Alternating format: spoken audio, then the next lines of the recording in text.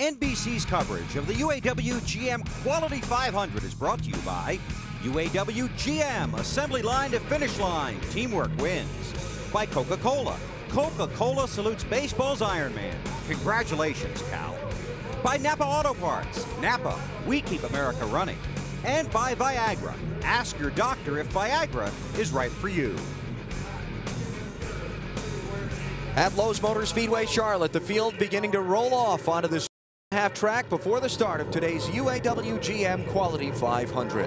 While the car warm-up laps, let's go for a virtual look at this speedway with Benny's Thunder Motion. And Thunder Motion is powered by EA Sports. Man, I'm already loose before I even get started. Let's take you a lap around the quad oval Lowe's Motor Speedway. Come off turn 4, the first kink. Then we go to the start-finish line. There's another kink before the turn 1, and now to turn 1 on the very bottom of the racetrack. Man, I'm having all kind of trouble today. Look, Bobby Labonte just has driven away from me. Come off turn 2. Straight backstretch, only very, very rough. We'll see the cars move up and down and try to go and turn. Don't want to get in the back of Bobby Labonte. Do you have brakes in that car? Out on the apron of the racetrack. You know, I got to find me some 12-year-old kid that knows how to do this to teach me something about EA Sports Thunder Motion. Anyway, folks, that's a lap around the Lowe's Motor Speedway. And an ugly lap it is. At that it was. Penalty box is open for you. First of 3 parade and pace laps they'll make underway now before the green flag in the race.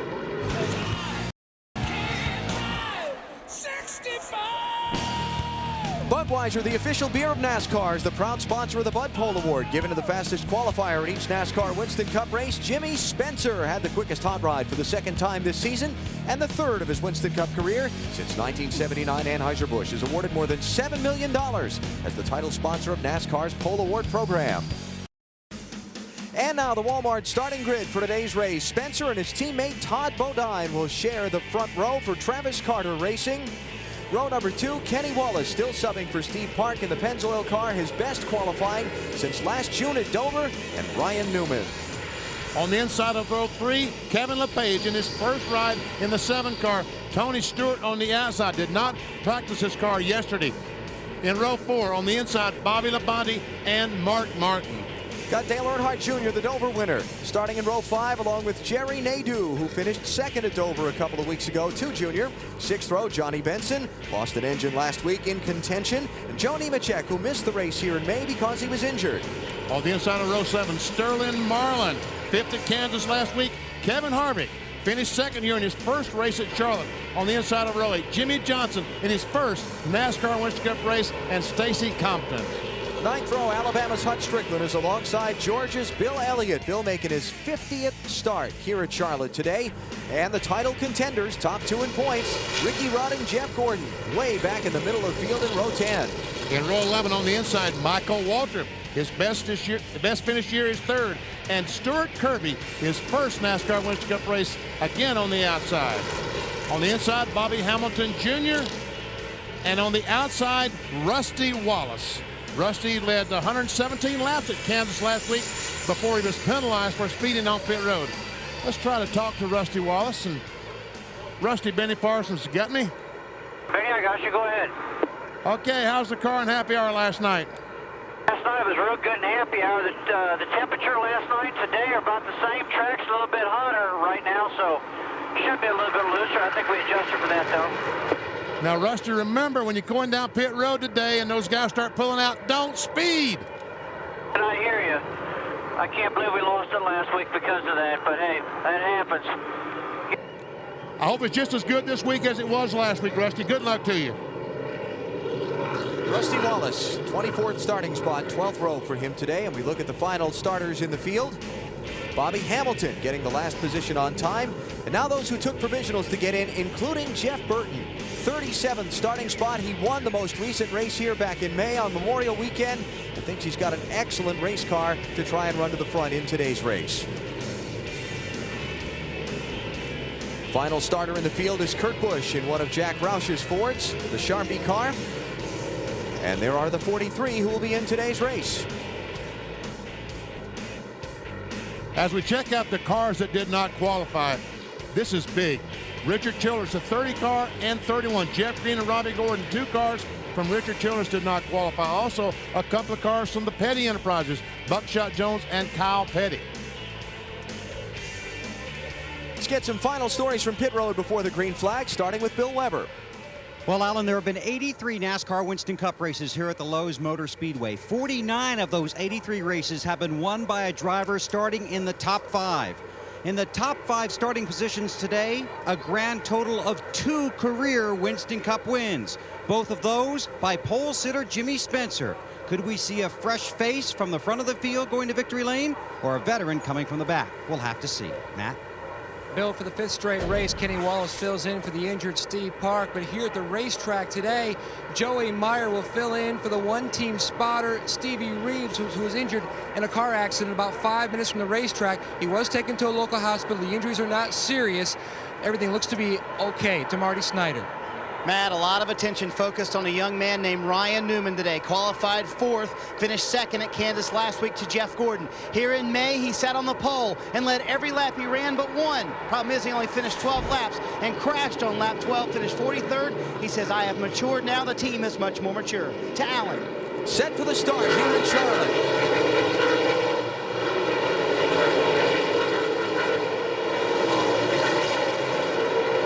And Stuart Kirby, the rookie, didn't get going. Gordon won't have to worry about him being behind him. Or maybe he did get going. Maybe that was just some plan of his to go to the back of the pack.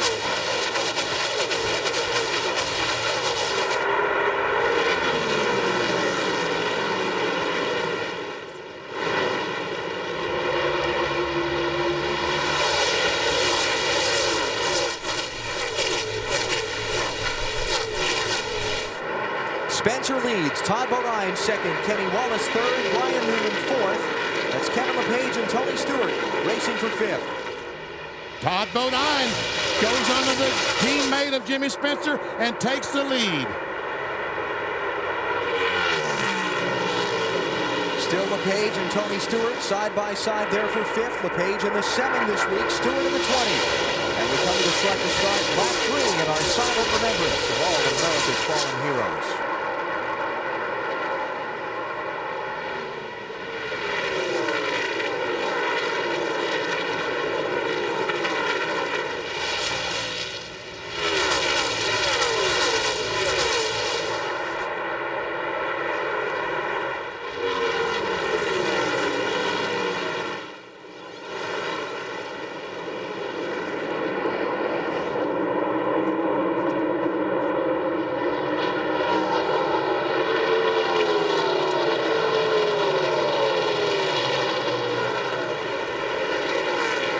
Jeff Gordon right now running in 23rd spot. We talked before about the man who would start behind him, Stuart Kirby. Would that be a concern for Gordon going into turn 1? Billy went right to the back of the pack. What happened there? He just missed a shift, Alan. I talked to Bob Shack, his car owner. He said it's the 3rd straight race he has missed a shift at the start. He missed it, just fell to the back. They said it's okay, just fall in line and now go get him. And Kirby already picked off a couple of cars. He's gotten by Ricky Craven and Terry Labonte. Todd Bodine is your leader. Spencer 2nd, Ryan Newman 3rd, Kevin LePage took 4th. It's Dale Earnhardt Jr. in 5th, and Kenny Wallace is sliding back. Now, I've been watching Kenny Wallace in that one car. I don't know if that car's loose. It looks like it's loose. He's having a hard time. He was up high, hanging on that car. How about it, Dave? You know something? Yeah, he just radioed in, Wally. He is really, really loose. I talked to Paul Andrews, his crew chief, this morning, and the thing they were most concerned about was the practice last night ended at 6 p.m. It's very cool out here. Now the sun's out, and it's quite a bit warmer, they had to guess, on the setup. And the best thing for him to do right now is get away from these cars if he can. He needs as much air on that car by himself, because the other cars are even making that car worse to drive. So right now he's in a good spot. If he can keep some distance in between the cars behind him, that'll help him quite a bit. Started 3rd, he's fallen back to 12th. Going to lose another spot. That's Jerry Nadeau in the 25.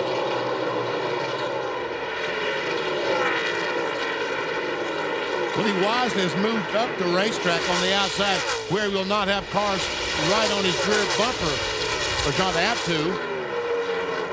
We see the 10 car of Benson trying to pull in behind the 1. Ricky Rudd goes by. Joe Nemechek, the 33 car. On board Johnny Benson. When you start seeing Xerox, you know it's getting to be wintertime, don't you? You start trying to sell antifreeze. Benson running in 18th place, trying to take 17th from Kenny Wallace.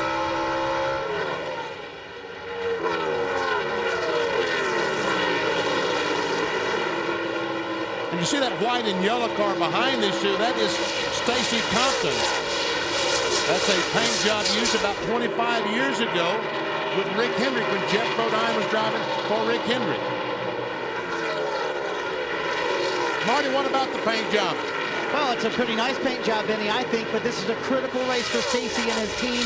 They had a good starting spot up in the 16th position, but they are searching for a sponsor, and they have not had much luck. They do have some meetings this week, but earlier this week, Mark Melling, the car owner, told Stacy Compton he could start looking for another ride if he needed to, but it does not look good for them to find a sponsor. They are still trying to find one, but things aren't going too well. One of a handful of teams who are struggling to find backing for next season, something they normally accomplish mid-summer instead of early fall. Speaking of struggling, Kenny Wallace has still got his hands full. And I'll guarantee you, he's waving his hand, probably telling these guys behind him, hey, get away from me, this thing is loose.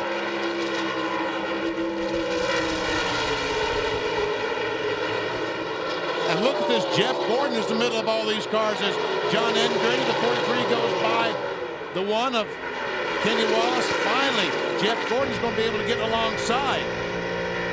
And those guys up in the high lane now, they're blocked by Kenny. He's got nowhere to go. Stacy's got to wait till all these cars in a low line get by so he can dive down and try to make the pass. He's just waiting for that sponsor to say those two words. Clear. Clear low. And look at Jeff Gordon go to the very, very top of the racetrack. Talking to Robbie Lewis, the crew chief this morning of Jeff Gordon's car. He said that his car was good. But Jeff looked like he had some problems very, very high down in 3 and 4. Gordon started 20th. He's running 19th. He fell back a few positions in the opening laps, but now he's gradually picking his way. And our aerial views here at Charlotte, courtesy of the United States Army, an army of one. Ricky Rudd, who started alongside Gordon in 19th place, has moved up to 15th now. Make it 14th. So we're just underway. Here in Charlotte, it is Todd Bodine leading 12 laps in. You're watching NASCAR on TNT. Early in the UAW-GM Quality 500, it is the Travis Carter Racing teammates, Jimmy Spencer and Todd Bodine, who are leading. Spencer retaking the lead from Todd Bodine just seconds ago. Ryan Newman is third, Kevin LePage fourth, Dale Earnhardt Jr. is fifth. The rest of the top 10, body to body, Tony Stewart, Kevin Harvick, Sterling Marlin, and Mark Martin. Kenny Wallace continues to fall back, struggling badly. He's already back to the 33rd position. And we talk about the 8 car, Dale Earnhardt Jr., a teammate of the one of Kenny Wallace. He's currently in 5th spot. And Marty Snyder, what were you telling him about Jr. driving this one car last night? Well, Junior's team really had big problems in happy hour, Benny. They had an engine problem, a few other things go wrong, so he only got 9 laps in the 8 car. So what they wanted to do at the beginning of happy hour was try to go more towards what the setup was in the number 1 Pennzoil car. So Junior hopped in Steve Park's car, which Kenny Wallace is filling in for, and tried it out to see if he liked the setup, and he hated it. He said, I don't like that setup at all. So what Junior's team was kind of took a stab in the dark. They went back to a setup they had from testing. So maybe that explains why Kenny Wallace is going so far back in the field. Other drivers tried to set up and didn't like it. Each driver's car, no two drivers are going to run the same exact thing. No, they're not. Every guy's got something different than they like. Some guys like the cars a lot stiffer than other guys. Some guys like the cars to roll more than other guys. So it's really a personal preference on how you like the car set up. There's Dale Earnhardt Jr. running in 5th position now, right behind Kevin LePage. And Jr. is just under 3 seconds behind the leader, Jimmy Spencer. to Dale Earnhardt Jr. and see what it's like driving around the Lowe's Motor Speedway, and you can see down the backstretch. I don't guess this camera on the roof is going to show you just how rough it is going in the tunnel corner, going over the tunnel. As we check the telemetry, we can see that he'll probably turn about 9,000 RPM. Oh, Elliott Sadler's crashing.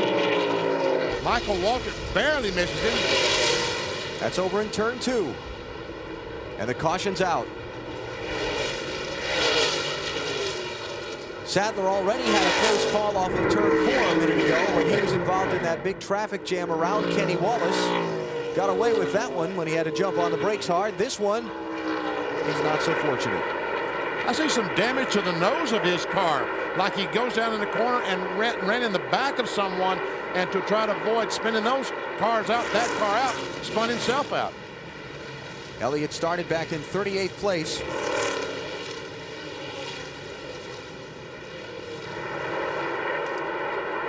And it's going to be a long day for him.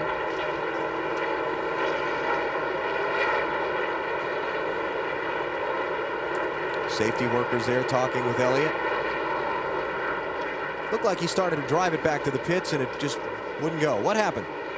He's underneath somebody. It looks like the car just got loose underneath the 14 car of Ron Hornaday, which you'll see a lot of that here. If the cars get really, really close to each other going through the corner, the guy on the bottom is going to get loose because there's not enough air on the spoiler of that car. And that's what it looked like. We kind of caught it late there. What do you think, BP? Yeah, but let's see on board. Yeah, you're exactly right.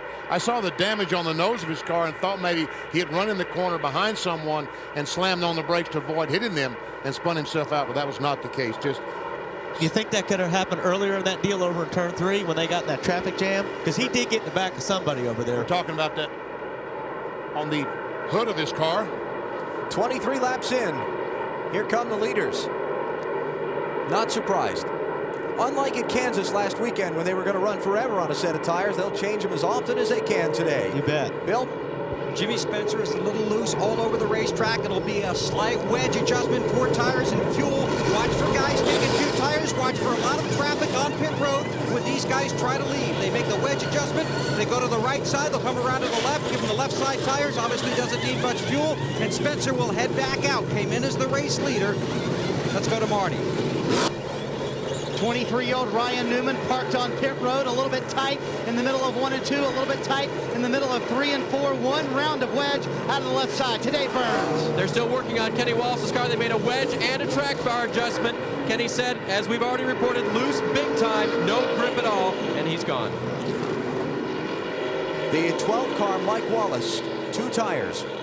And, you know, I got to give Mike Wallace a call because he started 39th and had worked his way up to 20th when the caution flag came out. He's going to pick up some more positions with his pit strategy. Matt?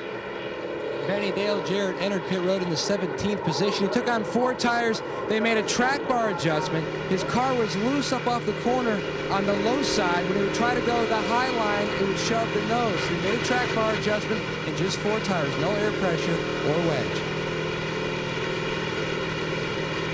Race off of pit road was won by Joe Nemechek. Spencer, Bodine, and Newman are the next in line. Today, where the first round of pit stops has just occurred, a couple of guys took 2 tires and gained a lot of track position. Joe Nemechek primarily 13th before the pit stop. Now he's leading.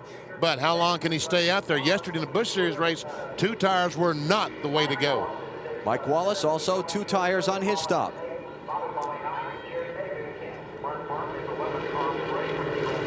Let's go back and check on Bill Elliott, who had a little hiccup on pit road a minute ago. This is what happens if something goes wrong in the pits, how many positions you could lose. He got blocked in front of him. Stuart Kirby was in, and the 9 car was blocked. So that you'll watch these guys, they'll try to back him up because he can't make the turn. So they're pushing him back. Then he stalls it.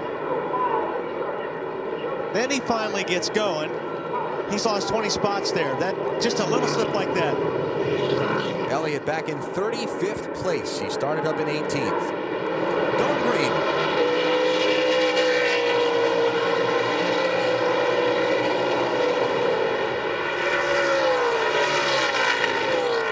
Mike Wallace got 12th on the little race today, isn't he?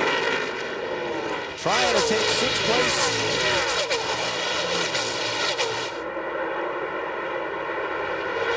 Make that 5th place for Dale Earnhardt Jr., and he does so. Nice little restart there for Mike. And here's the battle for the lead. They're 3 wide as Todd Bodine on the outside almost hits the wall. But he takes the lead. Spencer to second. Bodine up scraping the paint off the wall. Jimmy Spencer was wiggling loose underneath Nemechek, and Joe must have been sitting there going, this isn't good. Joe had his eyes closed. Yeah, we talked about the fear factor in their pre-race show today. That was fear factor. Nemechek in the middle of those two. And like you said earlier, BP, it'll be interesting to see how long he can hang there in 3rd spot.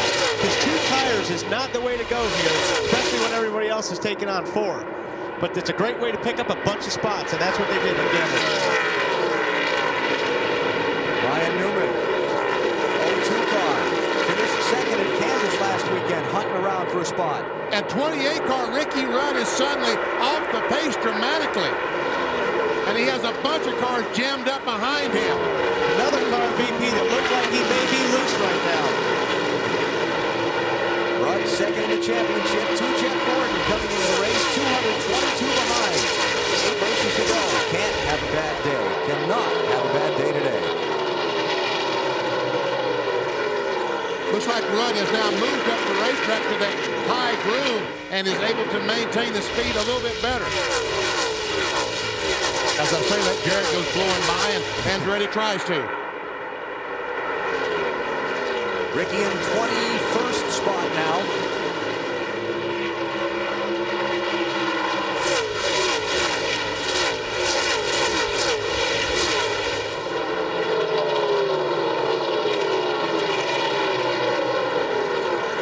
Scott Andretti in the 43 in front of him. The 55 is Bobby Hamilton, and the 99 is Jeff Burton.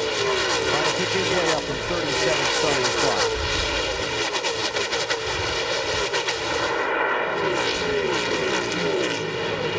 Rusty Wallace is way back there too, right in the middle of that group. Yes, Rusty in the 2 car has been struggling all day since the very start. But Ricky Rudd seems to be struggling awfully bad now. Bill, what's the problem? Well, Benny, we talked about it in the pre-race show. We'll probably end up talking about it all day today. It was the conversation since we got here earlier this week. They are not very happy with how this set of tires is meshing with the race car. Ricky had no problems. Car was running well. Came in, just put the 4 tires on it. Now the car basically won't go where Ricky wants to put it. And they're 3 wide in turn 3. Jarrett and Andretti, I guess, almost crashed off turn 2 as they got off the gasoline. That bunched all the cars up behind them. Change for 2nd. Joe Nemechek getting back by Jimmy Spencer. And Ryan Newman goes by as well. I see Mike Wallace, another car that changed 2 tires. He has gone backwards since the restart. As Junior's been able to get by several cars, able to get by Mike Wallace. It looks like the Nemechek 2-tire change is working well. Well, you know, come to think of it, they really didn't have that many laps on the left side tires. They had 22 laps. So 22, yeah. Probably a pretty good call by Andy Petrie and those guys to do that. Mike Wallace is back up to the 12th position from 5th place. And this is the 4th place runner, Dale Earnhardt Jr.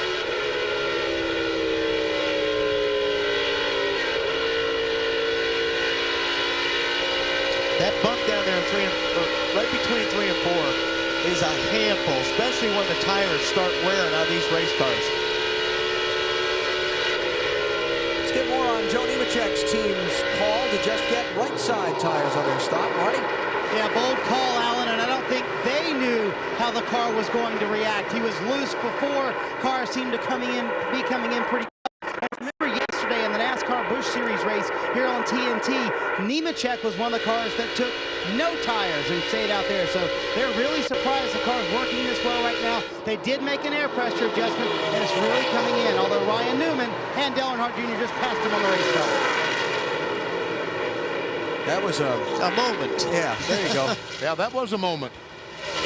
That's exactly what Wally was talking about a moment ago. Going in there and beside of someone, losing some air on the spoiler. And also another big factor, when these cars, as large as they are, when they go in the corner and make the car go left, they lean against the wall of air.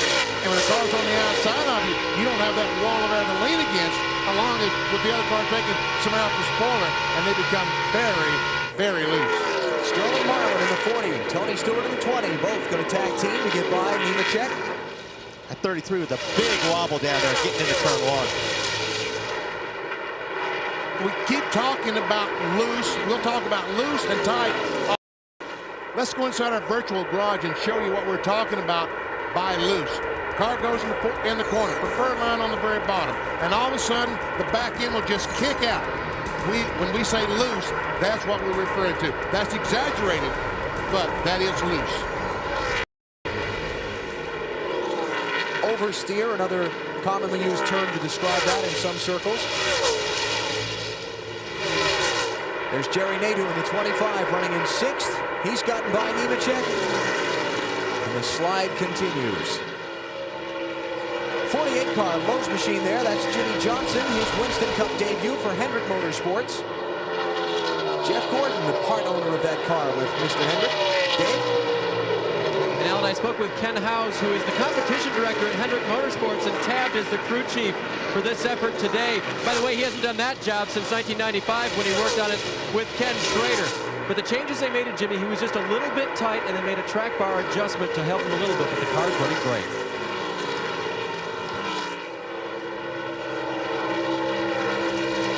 That 48 car is carrying a slogan on the side of it called Power of Pride. That's a program that those folks are doing in which they're raising money lap by lap that he races today, along with another $4 million that they've collected to contribute to the 911 Fund, relief fund for the families of those lost in the tragedies of September 11th in New York and Washington and Pennsylvania. And the power of pride. He must be very prideful right now, talking about the 48 car of Jimmy Johnson as he goes by Spencer and takes over the 7th position. We saw Dale Earnhardt Jr. just a moment ago. He has moved into the 2nd spot, getting by Ryan Newman.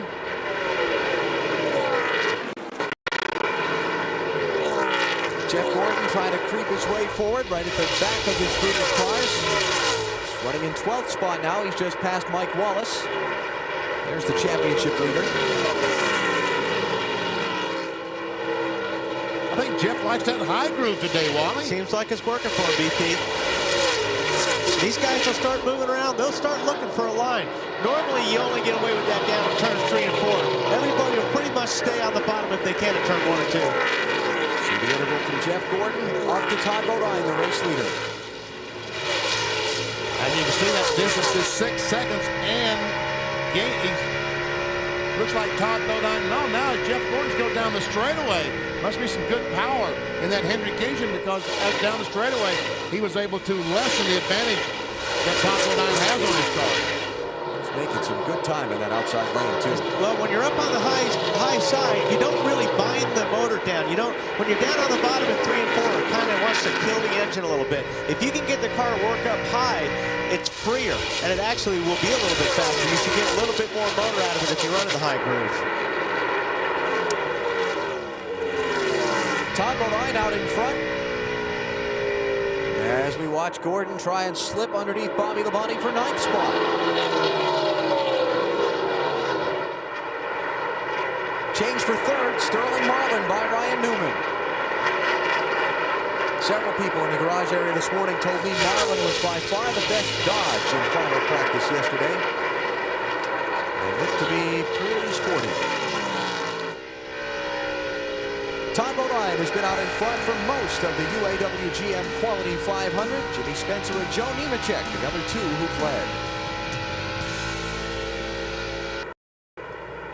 Under caution for the 2nd time in the UAW-GM Quality 500.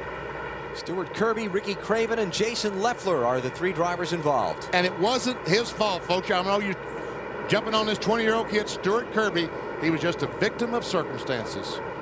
None of the leaders have come to pit road. Let's go show you what happened to bring out the yellow. Looks like Jason Leffler in the 01 car. If you look on the right of the screen, he just gets into the left rear quarter panel, Dave Blaney, that 93 car, and actually tried to turn it off Blaney. He didn't want to keep going and spin out Blaney, so he kind of turned the car down. Unfortunately, the car 32 and Stuart Kirby got involved in it. So Brett Bodine on the apron of the racetrack. Watch Bill Elliott in the 9 car. How does he get through this? The red car, top of the screen. I'm not sure. I guess he slammed on the brakes. Brakes, left. Wow, that was Even close. the 4 car did a good job. Bobby Hamilton Jr. just squeezed by as well.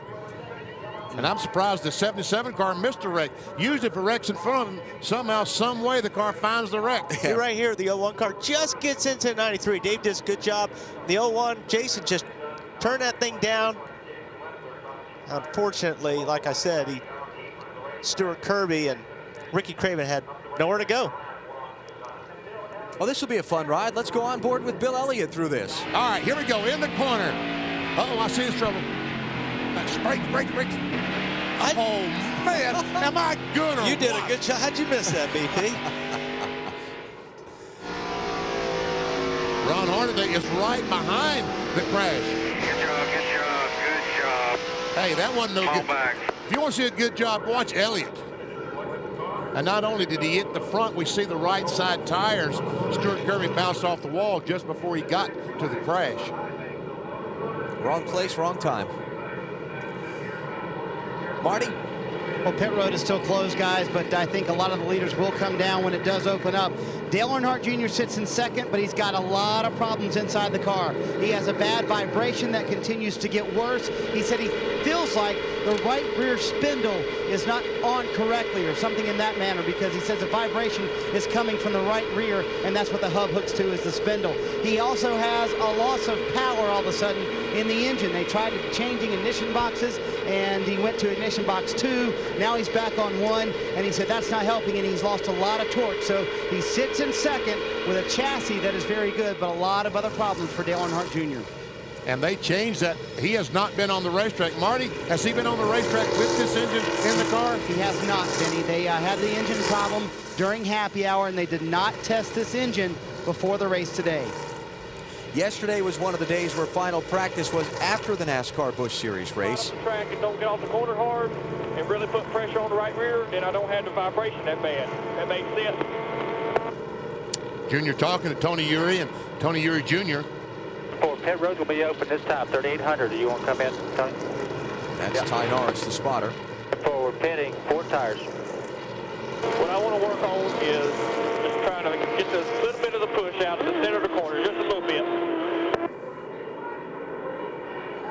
It almost sounds like something might be loose back there. If it under load, it doesn't vibrate. Lap 49. Everyone's in. Dave?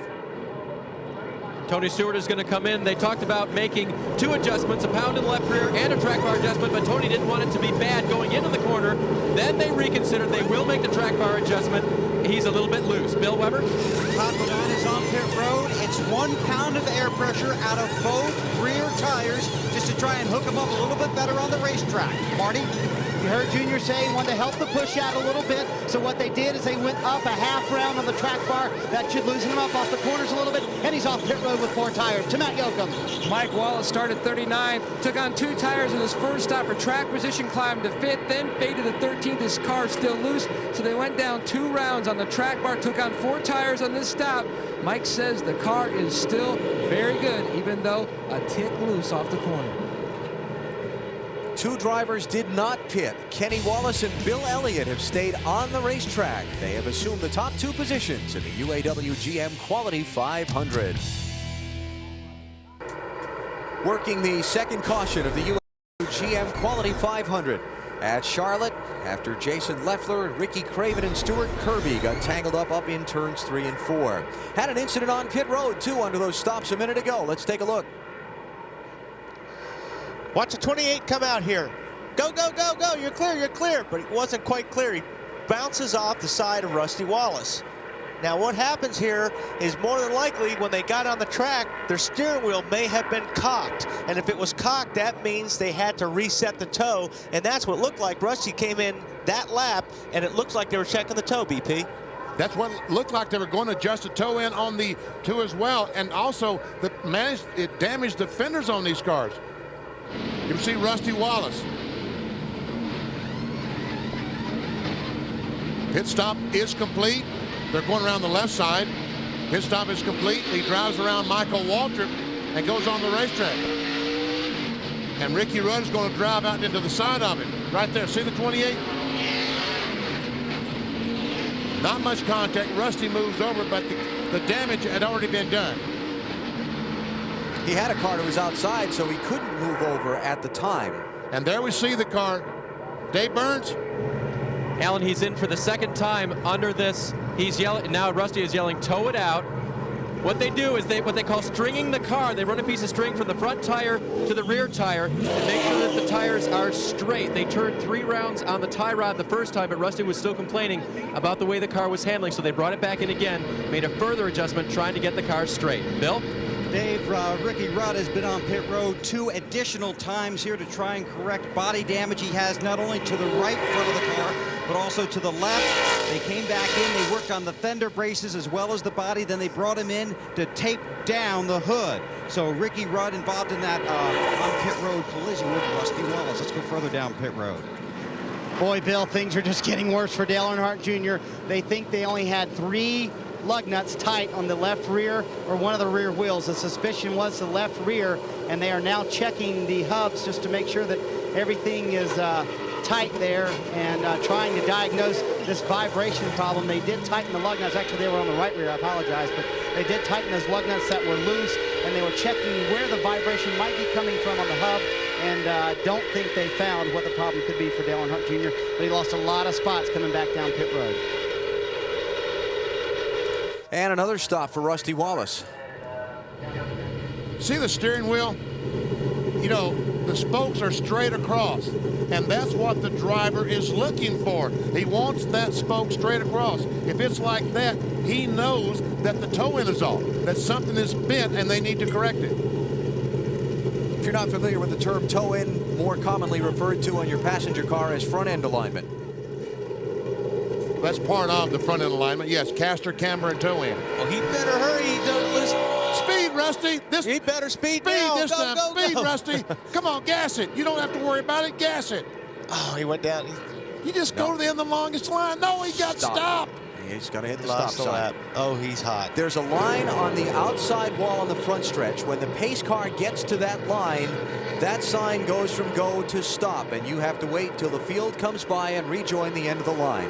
Right, but if he could have beat it out, even if he sped, all his penalty would have been go to the tail end of the longest line instead of losing a lap, which now this is, you know, this is something that he's got to make up. And he's still going to be at the end of the longest line. Yeah, you're right. You're right. So a lost lap there for Rusty Wallace. Let's mention that Kenny Wallace did come down pit road and gave up the lead. And Bill Elliott followed him. And I misspoke a little bit. Bill Elliott came down pit road when the caution first came out while the pit lane was still closed. So he was going to have to restart at the end of the line anyway. So that he came in and made a second pit stop. But he's still on the lead lap, back in 35th place. Well, this has been an eventful few moments, hasn't it? And I don't think we've brought up the championship ramifications yet for Ricky Rudd in that little collision with Jeff Gordon on the pit lane. And that little collision is big, folks, because the aerodynamics are so important. The line that Alan was talking about, that is the line. As the pace car gets to that line, down the front straightaway, when he gets there, the paddle man flips that sign that says stop. So the pace car comes along, and when he gets to that line, well, he'd already gone past the light, got in my way, and I couldn't see the line. But that sign gets turned over, and then you're a lap down. You are caught in the pits. And that's so you don't have people come charging off a pit lane right up into the middle of traffic. See that damage on the 28? Aerodynamics so important here. That's downforce. All the downforce you need to get these tires to dig into the racetrack to give you grip. When you bend something or misshape the nose of these cars, it's so hard to get them back and get them 100%. So it'll be interesting to see if the 28 still going to run as good as he did before that incident. Let's go to Matt Yoakum. The good news, Jason Leffler is okay. The bad news, your car looks pretty hurt. What happened? I'm just racing 93 there and drove into his left rear. He was coming down, I was pushing up and tried to get off of him, spun out, back in the fence. And shame we took, we were running pretty good there and took out a couple other cars. So it's a short day for us. You get it fixed? No, the singular wireless Dodge is hurt pretty bad. The front snout's all bent up into the steering box. So I guess we'll just call it a day. His 7th DNF in 2001, Alan. All right, Matt, thanks. Leffler is off the track. Stuart Kirby's behind the wall. Ricky Craven is in the garage. And Elliott Sadler, who was in the crash that brought out the first caution in lap 23, also in the garage. Better than 100,000 on hand here today. As we go back under green, Tony Stewart is now the leader.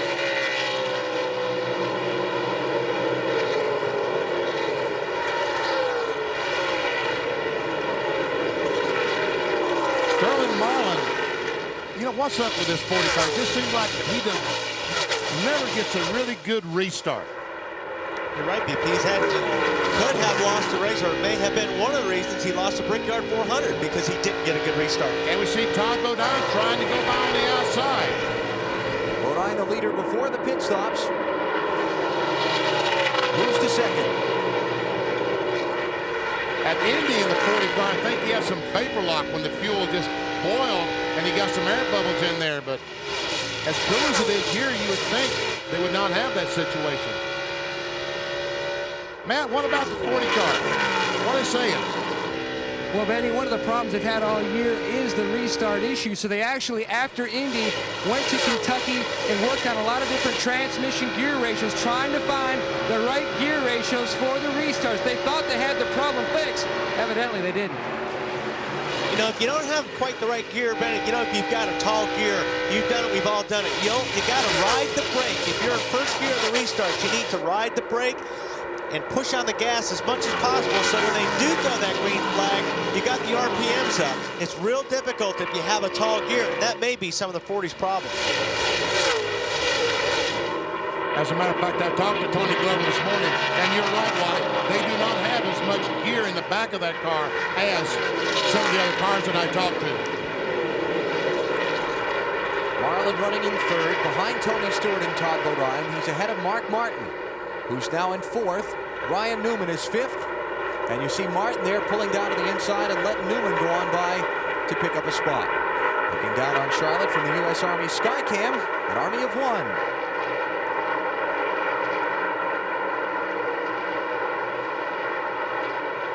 Ryan Newman, second place at Kansas City last Sunday in a backup car. Very impressive young man. Boy, he has been so impressive. He has run this year the ARCA Series. He has run the NASCAR Busch Series and NASCAR Winston Cup. And it doesn't matter whichever division he goes to. He runs up front, either one of them. Even though we've seen Ryan Newman in a lot of different races this season, he has not run enough yet on the Winston Cup side to lose his eligibility for Rookie of the Year next year. So technically, this is not even his rookie season. Yet he feels he's already learned enough this year, some would say, to possibly win.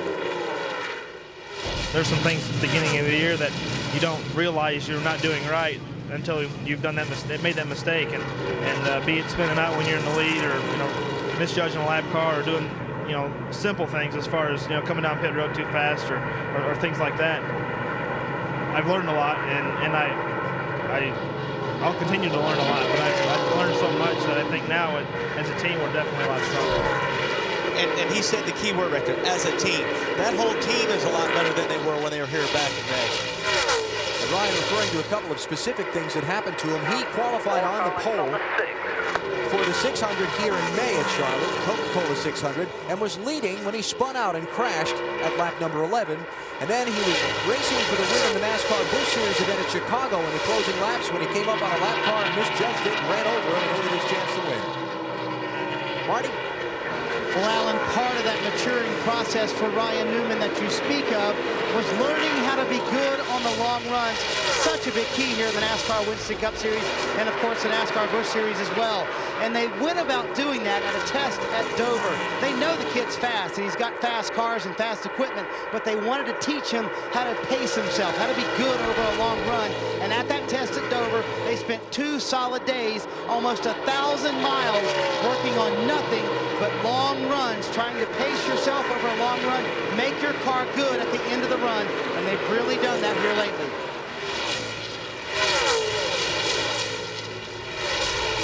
Second place. Marlin back on top of Bodine. And watch him drive down in the corner. What a terrific, even clears him. Clear high. Clear high is right. Clear all around. Good job. Harlan third, Todd Bodine fourth. Excuse me, that's second place. Did I say that was third? I'm sorry, second place there. Bodine third, Newman fourth, Mark Martin fifth, and the last car in that group is Jerry Nadeau, who's running in sixth. Tony Stewart is the race leader. 64 laps, closing in on 100 miles here in Charlotte on TNT. Just crossed the 100-mile mark here at Lowe's Motor Speedway, Charlotte, on a very crisp fall afternoon. Temperature in the mid-60s, ideal conditions for racing, and Tony Stewart making the most of it right now. You know, see, looky here, the 25 car, Jerry Nadeau, go by Todd Bodine. The 66, that is for the fourth position. Ryan Newman trying to take away fifth, and Jimmy Johnson trying to take away sixth. Very impressive for Johnson in his Winston Cup debut so far. In the top 10. His boss, Jeff Gordon, is behind him. I'm not sure that's smart, outrunning the balls. But it might be. Some stories from pit road, starting with Dave Burns. And Alan, we've already talked about the 48 of Jimmy Johnson and how he's from Hendrick Motorsports and Jeff Gordon ownership, and that's all a brand new thing. Well, the guys working on the crew are assembled from Hendrick Motorsports, guys who have worked on pit crews before. They have Craftsman truck teams, they have other Winston Cup teams, including Jeff Gordon's, and they practice pit stops all the time, inserting guys here or there so that at any point, anybody can take over someone else's job. That's how this pit crew is put together today, and their stops haven't been bad. They haven't been great because they haven't worked together a lot, but they've been pretty darn good. Matt?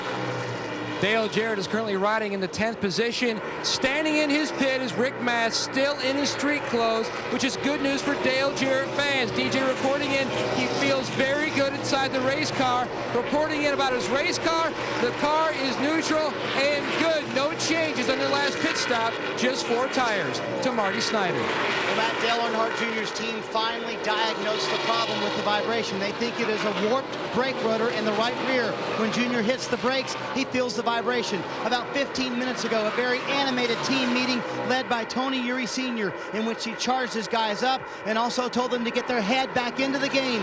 Junior on the radio said, guys, we have a good car. You've got to give me a good stop, and gave me some track position on the next one. To Bill Weber. Well, here in Ricky Rudd's pit, it's a very frustrating afternoon, although it's still early in the race.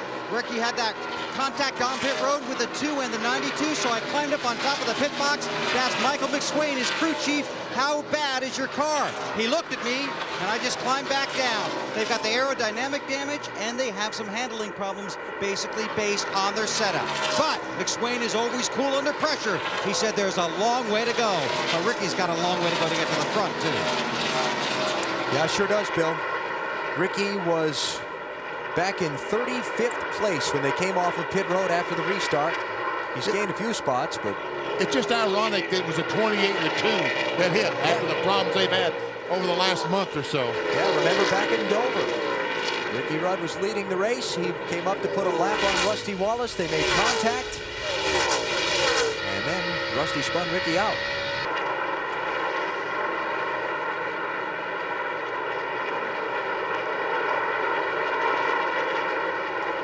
So let's take a break here. It is Tony Stewart who is leading the UAW-GM Quality 500 at Charlotte on TNT.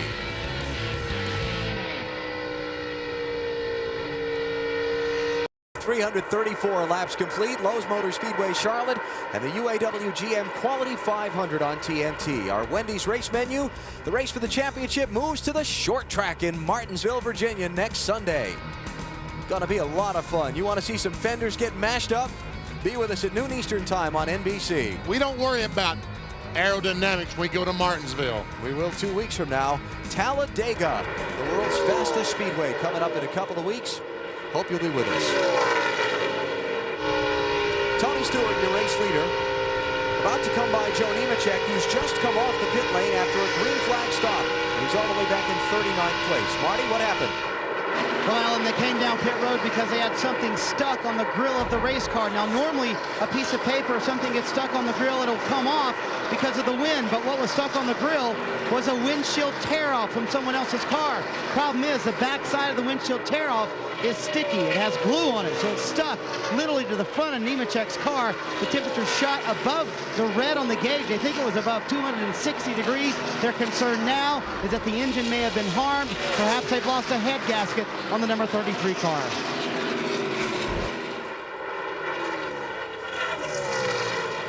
That's too bad for Joe. There's Carl Long, the 85 car. Made the race here. That's a Dodge that he's driving. Todd Bodine really falling back through the field. And by the way, Nemechek now 2 laps down in 39th spot. Todd slipping back to 13th place. Bill, what's going on? Can't keep the rear end on the racetrack, Alan. It just continues to slide around, very loose, very frustrating. Todd Bodine, one of these guys that really needs a strong finish, but right now just a very loose race car here at Los Gatos Speedway. All right, thanks, Bill.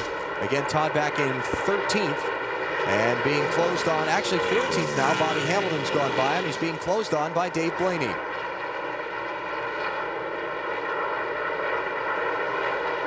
Jeff Gordon, Dale Jarrett, 8th and 9th place for the 24 and 88 cars. We'll see Sterling Marlin currently in 2nd spot.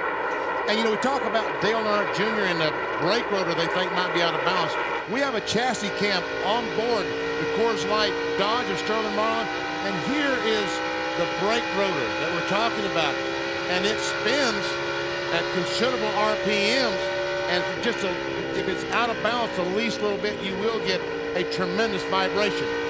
We see that just how rough it is here. Last week at Kansas Speedway, we had the onboard camera. Last week at Kansas, onboard a Busch car driven by Christian Elder.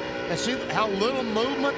And watch here at the Lowe's Motor Speedway, just how rough this racetrack is. It's a big difference. It's a big difference sitting in that car and feeling that.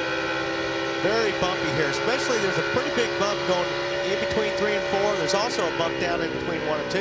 And the reasons for the difference is in the roughness of the surface. This track was built in 1960 and that one was built in 2000. Right, this track is settled here or there a little bit more. Yeah, a few bumps where it has settled. And those bumps had a little bit of a hand in deciding the outcome of yesterday's NASCAR Busch Series race here. Yes, it did. Like I said, when you get over those bumps and your tires are worn out, it's tricky. The car is hard to handle. You'll see some of these guys running the high line in 3 and 4 just so they don't have to run through that bump. Now, as Sterling Marlin comes off turn 2 and goes down to the tunnel, goes under the racetrack, watch as he goes across that. See that big bump there? That was a tunnel. And the drivers all complained about just how rough that was, and it upset them trying to get down into turn 3. Part of the challenge. Part of the challenge is right, especially to get these cars to get some traction.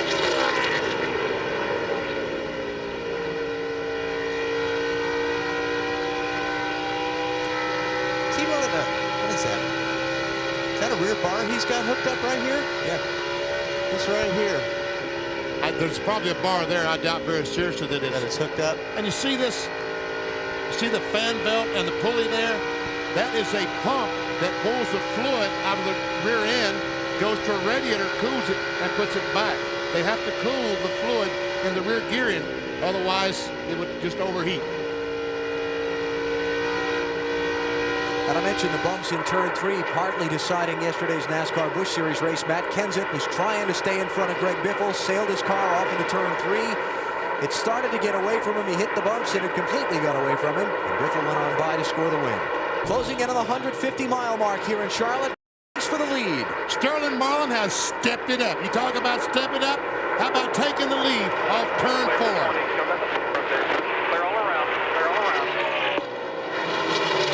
The 6th different driver to lead, Marty. And Alan, this long run really helped Sterling Marlin. In happy hour yesterday, they set their car up to be good on the longer run. This is the first true green flag run that we've had for a long period of time, and they're feeling like their car is just now showing what it can do. It's definitely showing up on the stopwatch. They were coming up on 50 laps on this set of tires. At about 47 right now.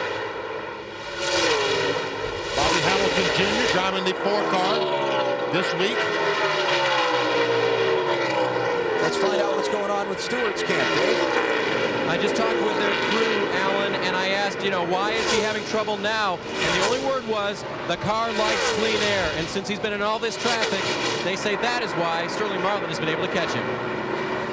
And when they're talking about clean air, we kind of touched on it a little bit earlier. When you're all by yourself, you're getting all the air on your car. Nobody's robbing you of air. When you get close to, like he's right close to the 40 car, he's got some air that's not being put on his nose, so it's making it harder for him to turn. So when they say clean air, you need to be about, I'd say 4 or 5 car lengths away from the next guy to just have all that air to yourselves to push that car into the racetrack and make it grip. What about when Marlin goes way high in the corner and Stewart's trying to stay low? Does that help him with that air? Oh, yeah. Yeah, like right now he's good. Tony doesn't have any problem, but now they'll cross almost when they get off the corner. See how the 20 car comes back up underneath the 40, then he hits that wall of air coming off the car of Sterling Marlin. There's the coach, Joe Gibbs. Tony Stewart and Bobby Labonte, his 2 drivers, running in 2nd and 8th right now. Had a big Toys for Tots fundraiser at their race shop in Huntersville, North Carolina here the other day. Had hundreds and thousands of people turn out to bring toys to be distributed as part of the annual Toys for Tots campaign. I wondered how long it was going to take Tony Stewart to move high on the racetrack. Sterling Marlin moved high about 20 laps ago and really cut into Tony Stewart's lead and took the lead. I wonder when Tony would try it.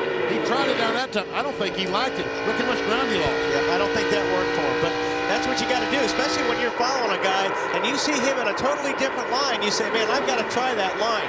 He obviously went up there, probably didn't like it. We'll see where he runs this time. Back down to the bottom. Tony's not a top of the racetrack guy. You know how some guys just like to run that high lane, like Michael Waltrip. He'll be one of the first to go searching that lane out. Tony, about every place these guys race, likes to make his car work at the bottom of the track. 6th place here, Jeff Gordon and Dale Jarrett. This battle is 9 seconds behind Sterling Marlin, the leader. And Jeff Gordon's been on that high side all day long. That time he costing us a position as DJ drives by on the inside. Weber, what's going on with Gordon? I could have predicted that one if you'd be quiet for a second, you big dummy. Sorry. Well, that's only because I just talked to the crew. But what it is, after 40 laps, Jeff radioed in and said the tires are just gone. He's sliding all over the track. They saw DJ coming. So I could have said, Benny, watch, I think the 88's going to go by the 24 without a problem, and he might lose a few more positions here before he gets to pit road, all over the racetrack on that Chevy. Yeah, you're right, Bill. It looked like the 24 car just moved up the track and let the 88 go, because if you're sliding there again, you don't want somebody right under the rear bumper, because he's going to make you arrow loose. So Jeff did a smart thing, just let the 88 go. And for Dale Jarrett, not bad for a guy with a broken rib. If you've never been in a race car, it's kind of hard to describe the G-forces and the pounding that these guys... We've got about 9 laps, 8 or 9 laps till we get tired for you. Robbie Loomis talking to Jeff Gordon. It's hard to describe the G-forces and the pounding that these guys take in the seats under the best of conditions. Well, also, like you said, Alan, the seat is very tight. It's formed to you. So you're looking at Dale Jarrett right now inside the 88 car, and you can see all this bouncing around, and as Benny was showing you the right rear spring, what's going on in the racetrack, well, that's all going through the seat. So, fortunately, if you're going to have a broken rib, it's better to have it on the left side. I think the biggest thing that probably hurts BP is when they drop that jack during a pit stop. Oh, you know that it does, because it goes down violently. And he told me that one thing that really hurts is a thumb that he sprained, because, you know, gripping that steering wheel, you really have to use your thumb. Matt? Well, Benny, I was talking to Todd Parrott, Dale Jarrett's crew chief, before the race, and he was showing me the driver's compartment where DJ sits. To help his comfort level today, they added a different right side headrest, very similar to Jeff Gordon's. And they also did some work on the upper left shoulder area of the seat, just to try to help his comfort level, give him a little more room in the seat, in the shoulder area, so he can maneuver a little easier in the seat and with a little less pain. Dale Jarrett running in 6th place now. 9 seconds behind Sterling Marlin, who's the race leader. We're coming up on a set of pit stops, so we'll take a break here and come back with more.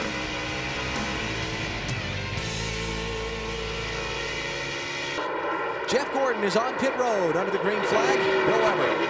And this is the first of the scheduled stops, although this is about 8 or 9 laps earlier than they had envisioned. It's just that Jeff's car was way too tight. It's an air pressure and chassis adjustment, and his car, as we talked about a few laps ago, sliding up the racetrack, losing too much position. He'll have the freshest tires, does a good stop, and gets back out. So Jeff Gordon leads what will be a long parade on pit road. The 25 of Jerry Nadeau, his teammate, now on pit road. They go around to the right side. Nadeau's car has been handling fairly well so far this afternoon. And they'll come around to the left. Again, these are all scheduled stops, although a little bit earlier than we had imagined. Dave? Got a car in the wall, Bill. Caution. Car in the wall in turn 2. It's Dave Blaney. Caution's out. Oh, what a tough break for these guys. And what a big moment that is in the championship for Jeff Gordon and Ricky Rudd. What's Blaney doing? He's trying to get the car to move. I don't think he can get out that way. I was just say he's spinning it off the wall so he can get out. That's a good idea. Saw the window net go down, so in a moment we're going to see Blaney, but that's some heavy damage to that left side. Looks about like Dale Jarrett's car from last week in Kansas. Jeff Gordon is trapped a lap down. And I don't think Sterling Marlin is going to let him have his lap back like we've seen some other cars. Let other drivers have the lap back, slow down and let them pass them. I don't think Jeff Gordon's the guy you want to have to let him have a lap back. See all the fluid coming out of the car? That's from a broken radiator. A lot of guys just had a very bad break there, not just Gordon. Ken Schrader had moved up into the top 15. He made a pit stop just before Gordon did. Jerry Nadeau, Jimmy Johnson, Kevin Harvick, John Andretti, Matt Kenseth, Brett Bodine, and Ron Hornaday all had been on pit road under the green, and then the caution came out. Marty? And Alan, it could be a bad break for Sterling Marlin, the leader. He thinks he is out of fuel or very close to it. The car sputtered one time. They told him to go down on the flat, move the car around if you need to, but keep the car as flat as possible to make sure the fuel is all being picked up. Got to get down there one more lane there, Sterling. And he can't pass the pace car to get to pit road. He has to follow the pace car. There is a speed limit on pit road. 4,000 second gear, 4,000. He's going to be okay. He can coast from there. Matt Yoakum. The speed limit today, Benny, is 45 miles per hour. As DJ brings the UPS 88 car to a stop. Mike Trower going to work on the right front. Darren Jarley, the UPS truck driver, hands him the tire. A 4-tire stop. His car is just a tick tight. They adjust with left side tires. Dave. Tony Stewart is loose from the center up. 2 rounds down on the track bar, a pound out of each tire to help him get more overall grip. He gives up second place to come on to pit road. Bill Weber.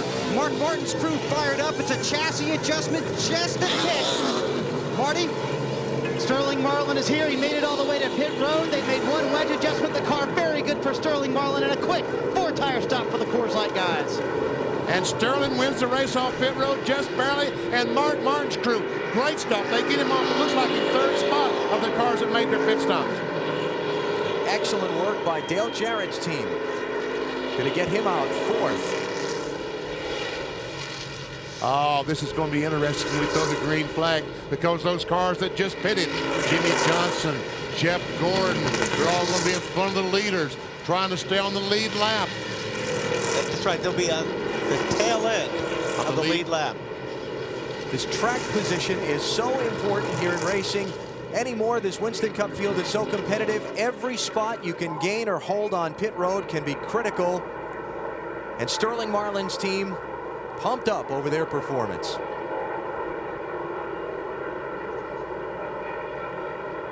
Check this out.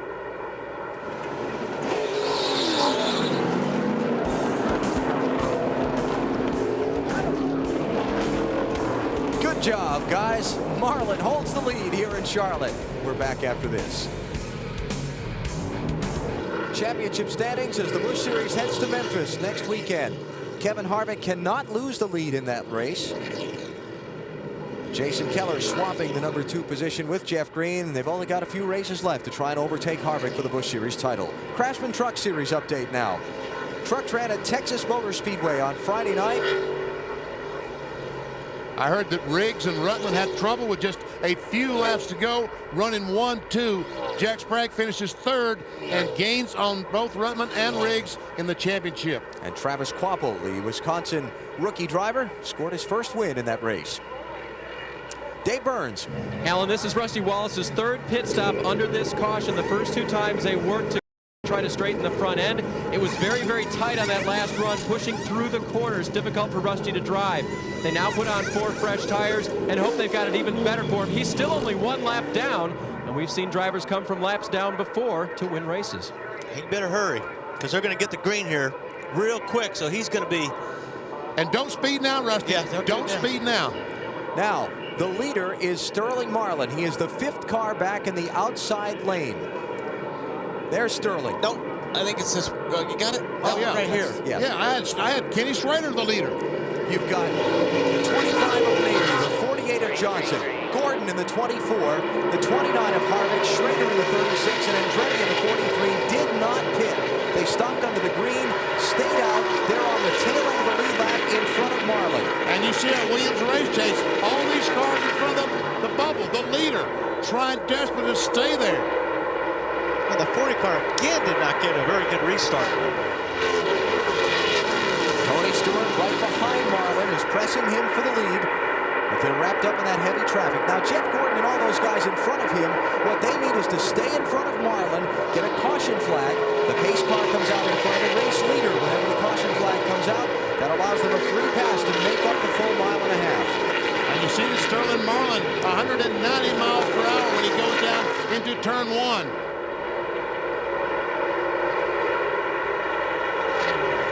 Race leader never likes to see these guys tail end of the lead lap on a restart, does he? Nope. Like to see open racetrack.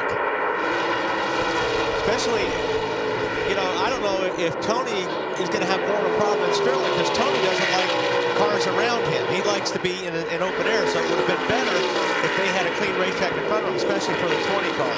Caution came out a minute ago when Dave Blaney crashed in turn 2. Matt is with him. Dave Blaney was checked and released from the infield care center. Dave, what happened? I just felt the left rear get cut down, go down about the flag stand, and I just couldn't get it slowed down enough to keep it from turning around when I got to the corner. You can't seem to buy luck lately, can you? I don't know. We were coming in next time for 4 tires and couldn't even make it around there. Tough day for the 38-year-old from Ohio. Alan? See the 40 car Sterling Marlin get the 36 of Kenny Schrader loose. Oh, man, he's looking. Schrader does not want to give up. He wants to stay there. And Tony Stewart trying to figure out who's going to win this battle. He wants to go with them.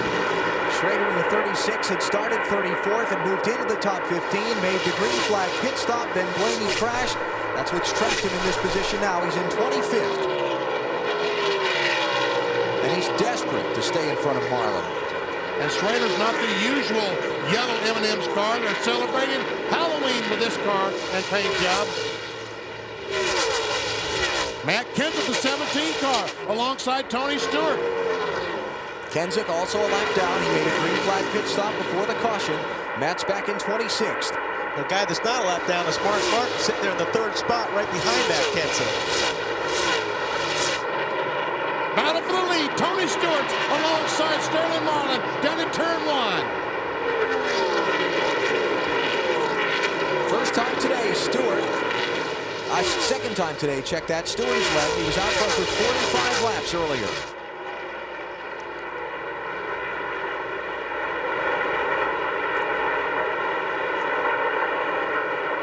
Aerial views at Charlotte, courtesy of the United States Army. An Army of one, there are 212 ways to be a soldier. Find out more at GoArmy.com. Stewart putting a little gap there on Marlin. Well, Sterling's running on the outside of the 17 there for a while. He finally cleared that car. Now he looks like he's starting to gain back. And I'm sure the 17 will let Mark go fairly clean as well. Because they're Roush Racing teammates, and there goes Mark by Matt Kenseth. Dave? Just quick update on the 17 car of Matt Kenseth. He pitted under green, Alan, but they only took on 2 tires. You might have said, well, why didn't he stay out then when the caution came out, when everyone else pitted and make all that time back up? But they only took on 2 tires, so crew chief Robbie Reiser told him, we got to come back in for 2 left side tires to get you as good as everyone else. Caution is out. Debris on the front stretch. There's a hunk of metal or something off the 55 car sitting. See it right in the middle of the track, just past the starter stand. Oh. What that could be.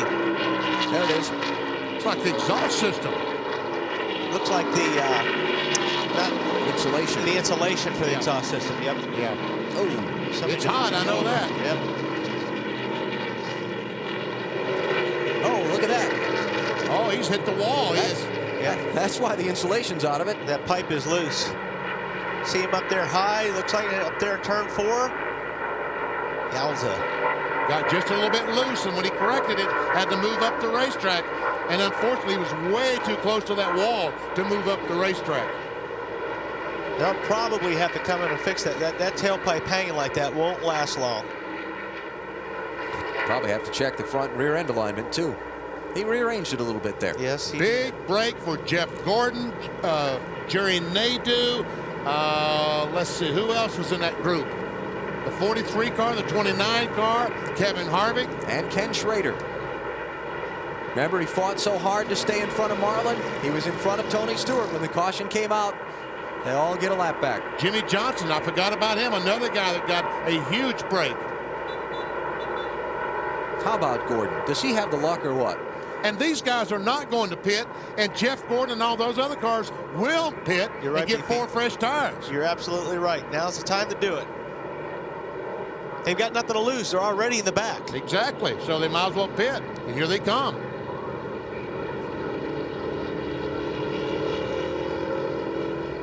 Dale Jr. gives up the 14th position to make a stop. Kevin LePage, Bill Elliott, Stacy Compton, all in. Bill?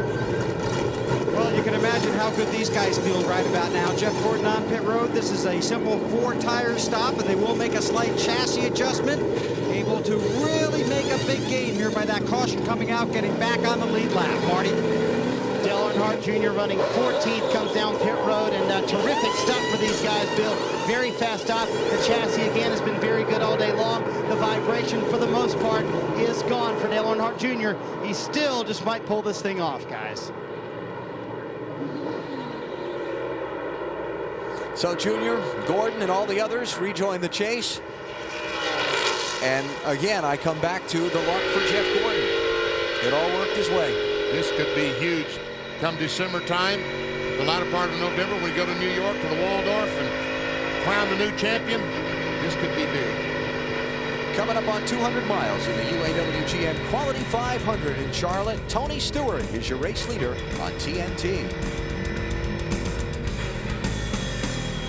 And back in Charlotte, Alan Bestwick here, Wally Dallenbach and Benny Parsons nearing 200 miles today in the UAW-GM Quality 500. And once again, lucky charms for Jeff Gordon. You just had a feeling that something would happen that would allow him to get back on the lead lap with Tony Stewart and the 40 car Sterling Marlin. Now the only question, can he keep up with those 2 cars? Is it going to do him any good? Because those Tony Stewart and Sterling Marlin have proven to be very fast. But once again, he finds himself deep in the pack as we get set for a restart with all this traffic in front of him. But he's got 4 fresh tires, so that may help just a little bit. And green. Gordon in 18th spot as we go back at it.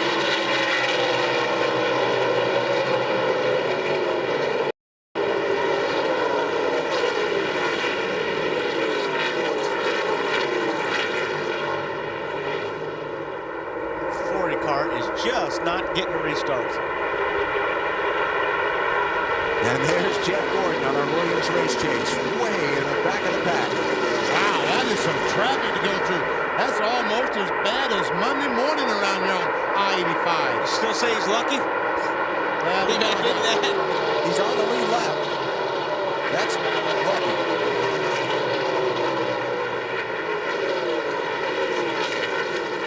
Yeah, he's only a half mile behind now. He could be a mile and a half behind.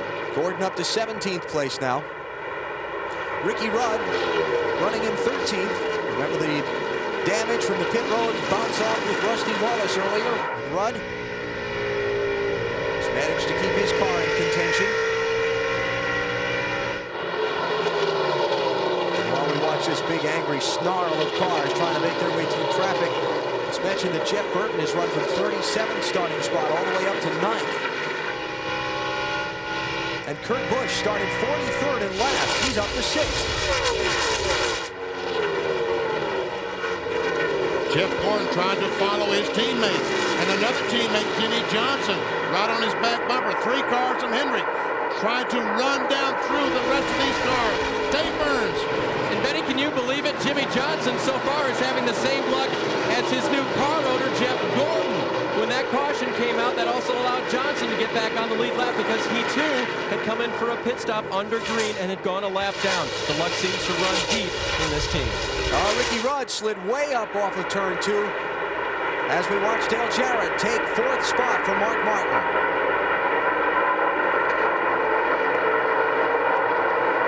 And there's Mike Wallace, the 12th car, in 6th position. A great run today for Mike. That team and Jeremy Mayfield splitting up after last weekend's Kansas City race, and Mike Wallace, who had already been told he was going to be out of the 7 car at the end of the season, getting the call by Roger Penske to jump into this car for the rest of this year. And for Mike, he knows it's a chance for the rest of this year to try and prove his talent in a top ride. Well, this is a chance. I've talked to this whole organization and it says, look, you know, let's make the best of what it is right now. Whether it continues after this year, we don't know, but at least we'll further your career along and we'll all be happy with it. So I'm excited. I mean, it's what I needed, what I wanted, and I got it. Now I just got to go perform. Like I was going to say, this is a chance every driver waits for, is that phone call, especially from a guy like Roger Penske. You know you're with a great race team. You've got really good equipment, and Mike's doing a great job. That car looks like it's working really through the middle. It really does. How about it, Matt? What do you got for us? Well, the only concern of late, guys, for the 12 car Mike Wallace was on the previous restart. He tried passing the 97 car on the outside and brushed the wall. His spotter looked at it. No harm, no foul. The 12 car is running very well in the 6th position. Mike started back in 39th spot. They took 2 tires to get some track position on the first pit stop, and they've been able to hold most of it. Tony Stewart, the orange car, is your race leader. And Sterling Marlin, the silver Coors Light car, has once again caught Tony Stewart. He didn't take as many laps this time to catch him. Maybe the 17 car is partly responsible for that. I think you're right. Remember that we heard the report from Stewart's pit earlier that his car, he didn't like to be in traffic. His car didn't handle as well with somebody in front of him. Kenseth running in 25th place. He's on the tail end of the lead lap. He's basically a mile and a half down to Stewart. He now needs the quick caution like Jeff Gordon got earlier before Stewart passes it.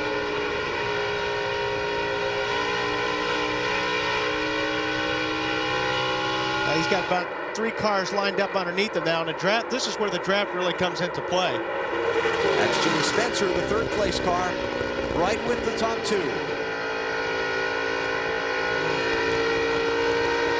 Marty? Well, Alan, Sterling Marlin has a couple of problems on the restarts, but that's about it as he stalks Tony Stewart for the lead, trying to get it as they go down into turn 1. One of the problems inside the car for Sterling Marlin, when we can see it in just a moment as they go side by side into turn 1, is that Sterling is running a new head restraint system, just like Jeff Gordon's and just like Jeff Burton's. It is very big, but it is considered very safe as well. The problem is Sterling is having a difficult time seeing to his right.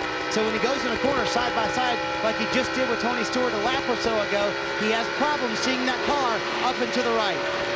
But a lot of these guys, if you look at Jeff Burton's car, Carl Long is in trouble off turn 4. Nice job by Stacy Compton to avoid. Yellow flag is out. As I was saying, a lot of these guys have big holes cut in that headrest, so you can see, so you have some peripheral vision.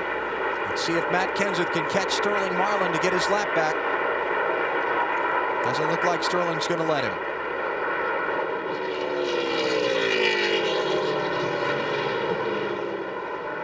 And so Kenseth will remain trapped 1 lap down. 5th yellow flag of the race.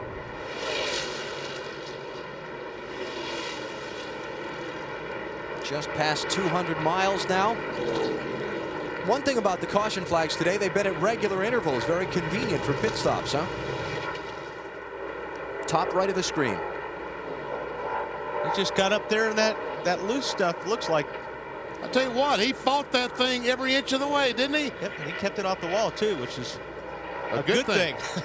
Norman Degree told me he just finished this car, and Carl Long almost had Norman Degree working on this car tomorrow morning, trying to fix it. Roxborough, North Carolina driver just trying to claw his way into the Winston Cup ranks. Looks like he turned that car to the right to avoid whoever that was in front of him. Almost looked like it de-wedged the car. You could see the car really get upset there on that shot. And then once it starts to get loose, hang on, especially when you get in that slippery stuff. And when it does, it unloads the springs. It's kind of like a pogo stick up back. Which is what you mean by de-wedged. De-wedged, yeah. Pit stops, Matt. And the 88 of Dale Jarrett says his car was still a little tight even after the adjustments on their last stop. They are going to adjust with air pressure again. He was just taking it easy today. And Tony Stewart is in, 4 tires changed. He is very, very loose right now. They make a chassis adjustment for that. Tony says, I just can't get back in the gas when I'm in the corner. Bill. Jimmy Spencer has brought the Mummy back to the front of the field from deep in the pack, still trying to tighten it up just a little bit. 4 tires and fuel. Marty. Tony Glover asked Sterling Marlin what he wanted. He said, we're fine the way we are. Another great stop for these guys. 4 tires and no changes for Sterling Marlin. Think the 7 car might have taken 2 tires. We'll follow that up. If not, it was a great stop for that team. He came down pit road 12th, and he's going to come out 2nd. Might have gotten 4. Let's check the race off pit road. It was a good race. Stewart goes by, clearly in front. And then Sterling Marlin barely does beat Kevin LePage. Jimmy Spencer, Dale Jr., Mark Martin. Here comes DJ.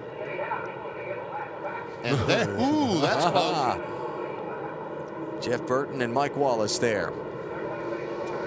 So Tony Stewart's team continuing to do great work on pit road. Once again, they've gotten him out with the lead.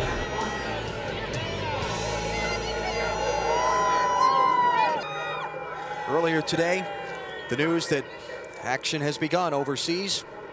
Our thoughts with our men and women in uniform,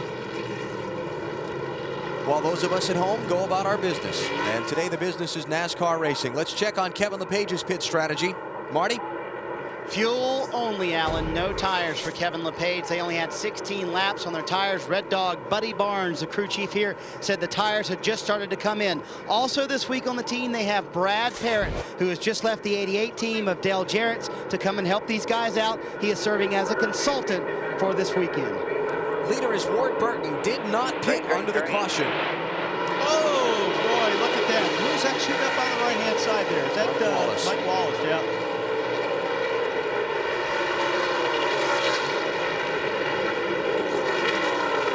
Which is legal. You can pass on the right. And Rusty Wallace up there in that 2 car with a chance to get one of his, to get his lap back. He's 1 lap down. Wallace and Matt Kendrick able to get in front of leader Ward Burton, hoping for a quick caution. The way this pack looks, they might get it. That 77 car, Robert Presley, got big time loose down there in 3 and 4. For the lead, Tony Stewart. Creeping in on the back of Ward Burton.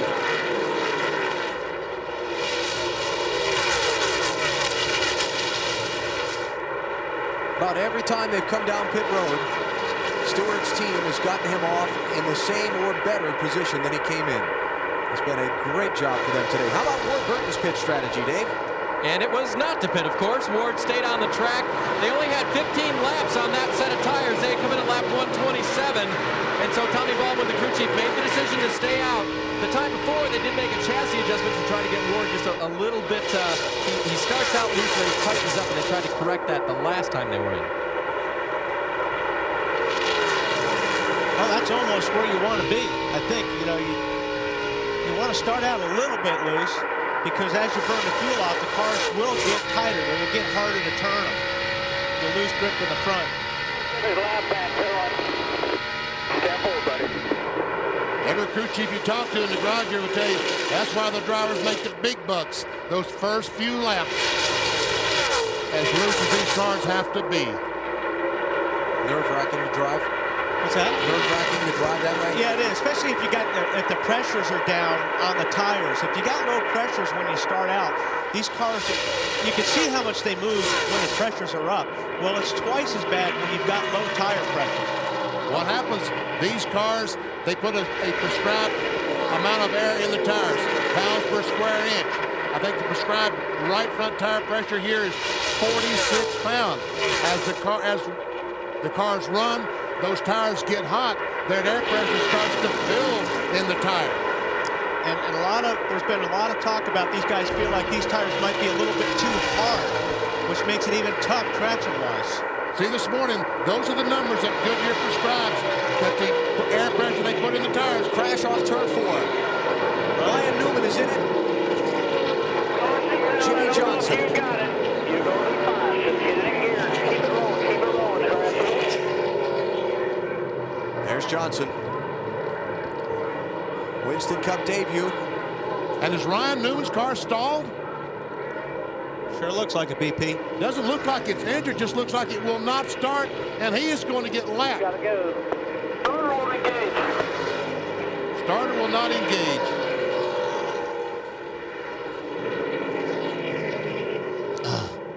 Rusty. When you're hitting the start button. Oh, there he goes. Rusty Wallace gets a lap back. There you go. Nice and easy. Matt You're just going Kenseth down here. You'll be all right. gets a lap back. Watch. There you go. Did Kenseth get a lap back? Kenseth and Rusty. All right, what happened?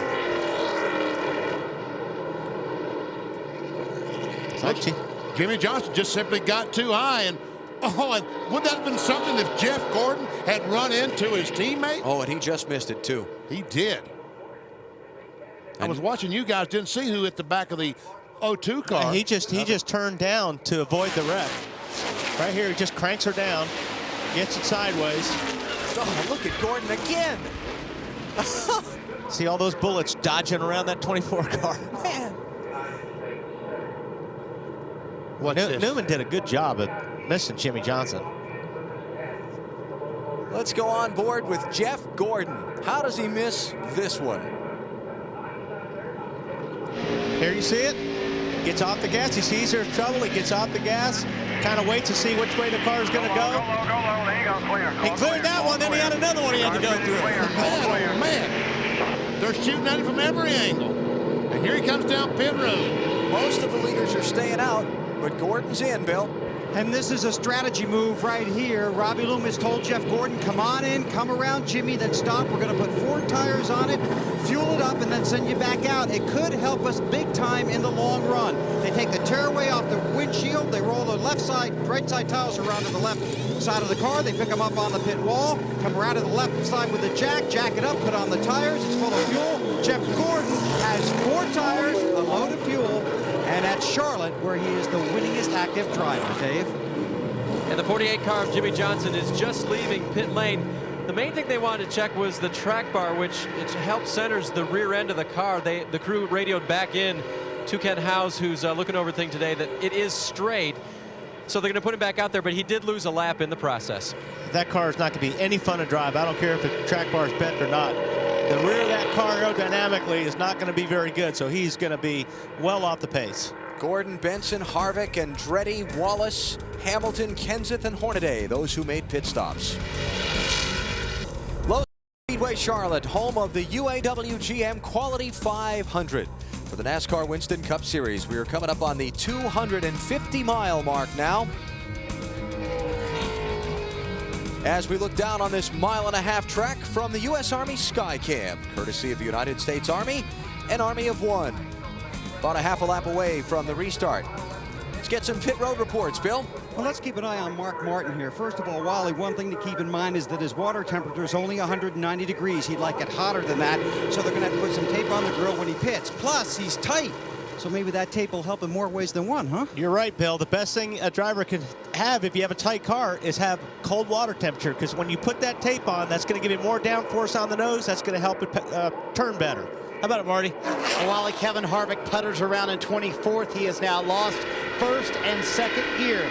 Problem with that is usually when you start losing gears, you lose more gears. He still has third and fourth. Green flag on the racetrack. Yeah, that problem won't get any better, that's for sure. You got a lot of metal floating around in that transmission right now, so that's probably going to get worse. Ward Burton leads. Tony Stewart is second. Sterling Marlin is third. The green car to the inside of the leader is Ron Hornaday. First car 1 lap down in 25th place. It's been a good day for getting laps back so far. There's a 77 car, another car, Robert Presley, that's trying to get a lap back. Tony Stewart for the lead. Gonna try and follow Hornaday through. Oh, baby. 3 wide. No, Ward back off. Tony Stewart back in the lead.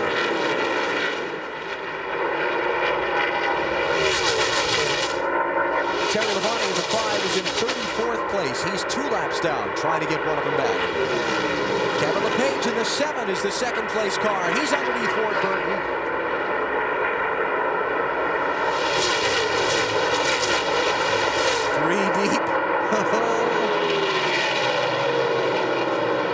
They get back to 2. They get back to side by side real quick.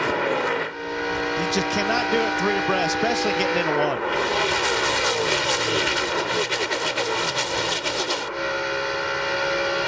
Sterling Marlin.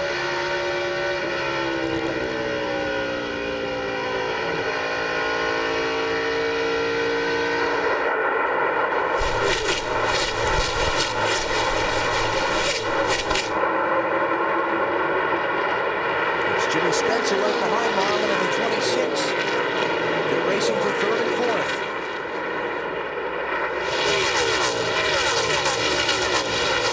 And you've got Mike Wallace up to 5th. Ward Burton has slipped back to 6th, followed by Mark Martin, Dale Earnhardt Jr., Dale Jarrett, and Todd Bodine.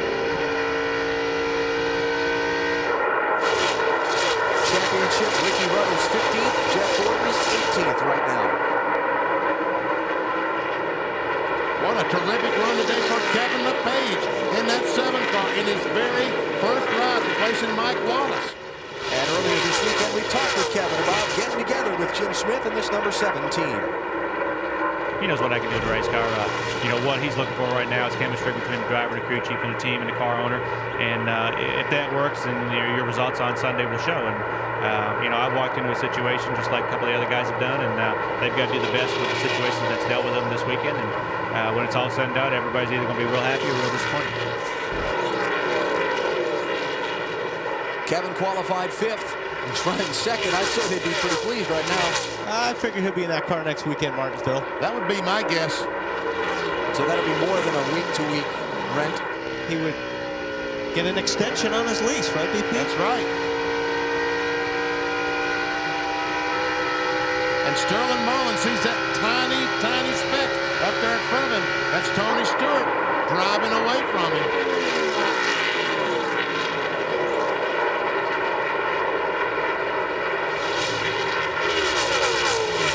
I'm not sure Sterling's car isn't set up for the longer runs. We'll have to look into that, but it seems like his car gets better after 10 or 15 laps. Well, it really does. And I talked to Tony Glover this morning, and as I said before, he doesn't have as much gear ratio as most guys that I talk to. So it takes the tires getting hot and the car starting to slip a little bit in the corners before that becomes an advantage for Sterling Marlin. Coming up on the 250-mile mark in 5 more circuits around, Tony Stewart's your leader at Charlotte.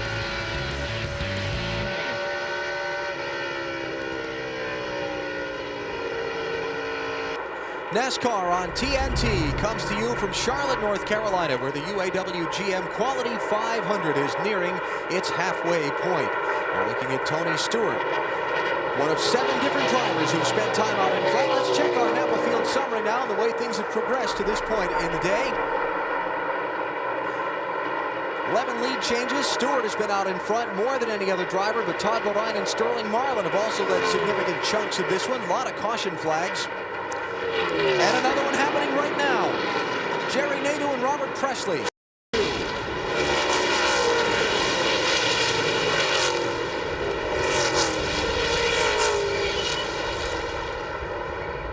I didn't see exactly what happened there, BP, but boy, that 77 has been loose today. Nader was running in 13th place on the lead lap at the time. Presley was a lap down in 27th.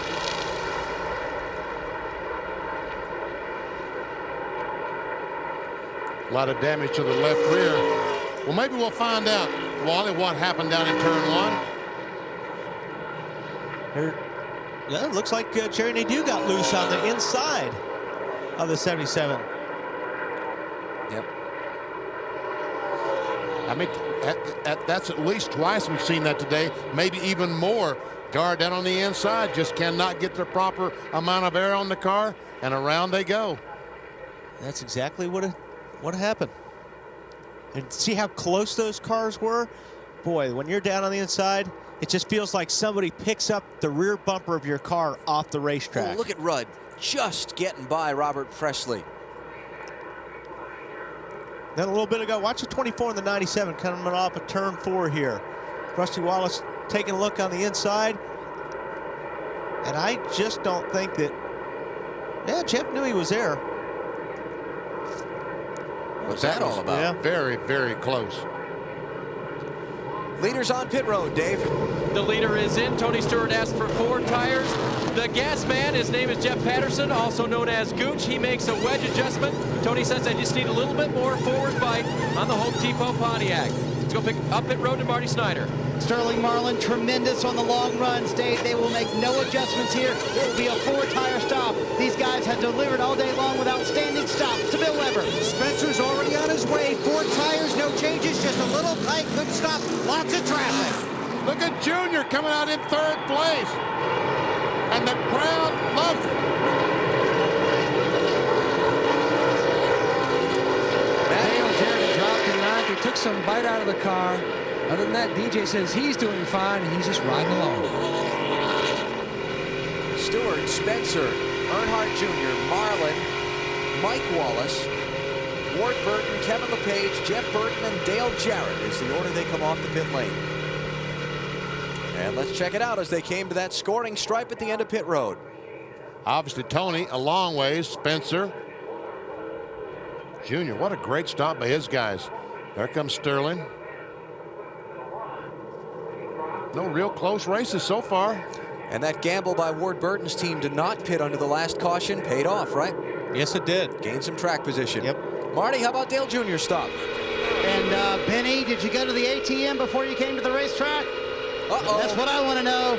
No, 13.2, you're safe, Parsons, but barely. Man. These guys had an outstanding stop, 4 tires. And remember when he was back in 34th and we said, don't count him out yet, the chassis coming around? He's still got a shot to win this thing, guys. Let's explain what we're talking about the ATM, BP, for folks that might not be familiar. I told all these crews, you make a pit stop 12.99 or faster, and I'll give each one of you guys $100 cash. You came close to paying out my money. Dale Earnhardt Jr.'s crew getting him out in 3rd place.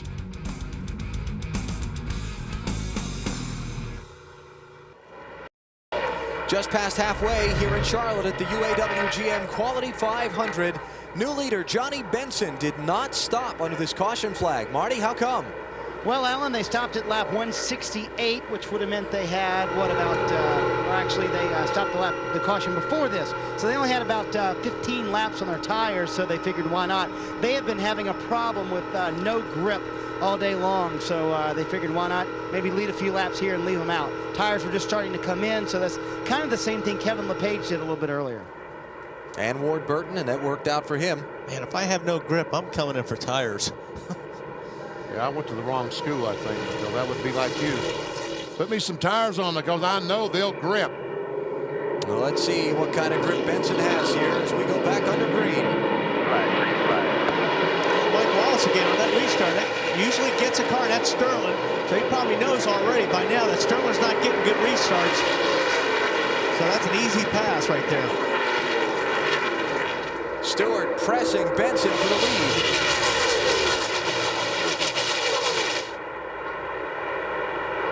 And meanwhile, Sterling has them about 3 wide going to the corner. There's the 0-2 car. Ryan Newman lost a lap, trying to get it back. Big stack up behind the 4 car, Hamilton Jr. As Tony Stewart goes for the lead.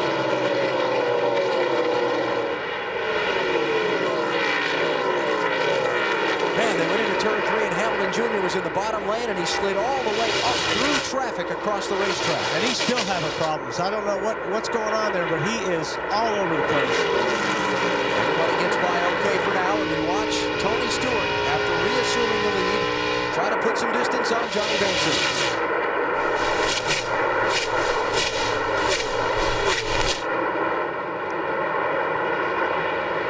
Spencer third, Dale Earnhardt Jr. fourth, Mike Wallace fifth, then Sterling Marlin, Kevin LePage, Ward Burton, Jeff Burton, and Dale Jarrett. Jeff Gordon is in 15th, and Ricky Rudd is in 11th as far as the championship contenders are concerned. Let's not forget that Tony Stewart is third in points. He's a pretty significant 450 down from Jeff Gordon, but still, he's leading the race, and he's going to gain some ground on both of them if things were to finish like this. And Junior just right up on the back bumper of Jimmy Spencer, trying his best to get him loose. Exactly, trying to get him arrow loose there.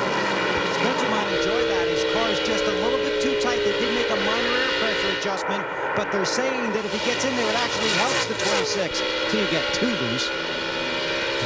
And when do you cross that line from helping to too loose? Let's take a look at what we're talking about when we talk about getting a guy loose or arrow loose. If you're the car in the back, what you want to do is you want to get right up on the tail of the car in the front. What that's going to do is that's going to take the air off the rear spoiler, as well as it's going to pack the air up underneath his rear bumper. So what it does is just lifts the rear of the car off the ground, and that takes away the traction, and that's when you see the car kind of scoot up the track a little bit. That's what you do when you want to get somebody arrow loose. And that's about what happens to that car in front of you, and you simply drive by while they're trying to get your heart beating and get the car back under control. So Dale Jr. still working the back of Jimmy Spencer. Spencer in the 26. Junior's not close enough to him right now to make him arrow loose. And probably what Junior's going through is he's probably arrow pushing right now. He can't get close enough because he can't get the car to turn when he gets right up underneath or right behind the car of Jimmy Spencer. Spencer to second. Junior to third. Benson slides back to fourth. And Sterling Marlin has took over that fifth position from Mike Wallace. And he's looking for fourth.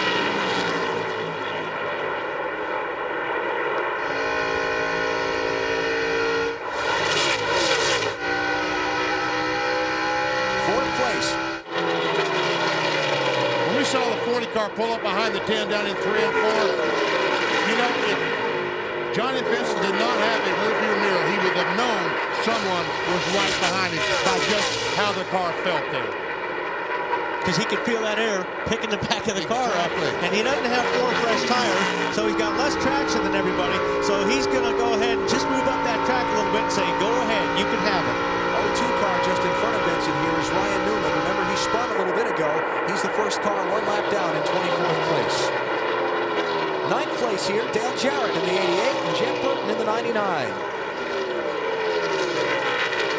Jeff Burton has moved up from the back of the field into the top 10, Matt.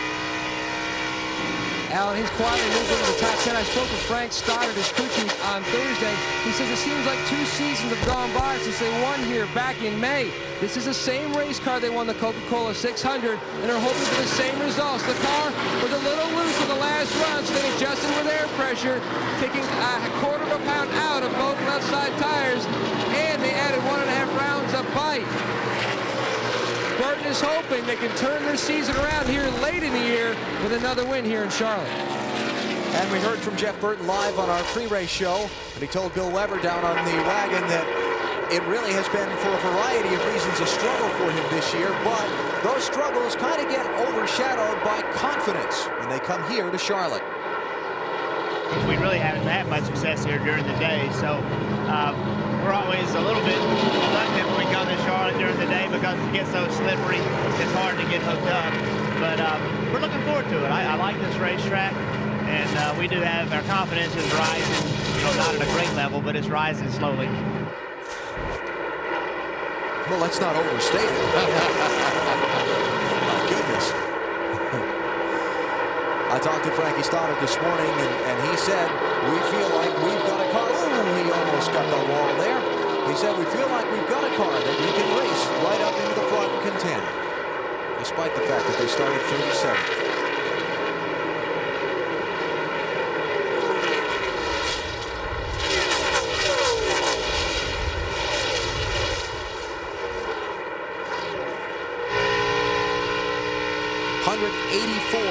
Of 334 laps complete here in Charlotte. Tony Stewart leads on TNT.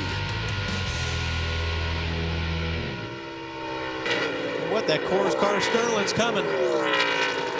Just about 300 miles into the UAW-GM Quality 500 at Charlotte. Tony Stewart is the race leader, but Sterling Marlin in that Coors car running second is running faster than Stewart and closing in. Yeah, that rearview mirror is not his friend now, is it? Talking about Tony Stewart. Because every time he comes off the corner, about right now, he glances up to see what's going on, and he sees that silver 40 getting closer and closer.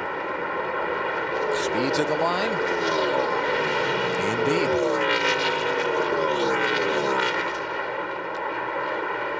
So, Sterling's not hoping for a 10 or 15 lap shootout. Oh, no, no. At the end of this race. No, I think he's going to need about a 40 or 50 lap run.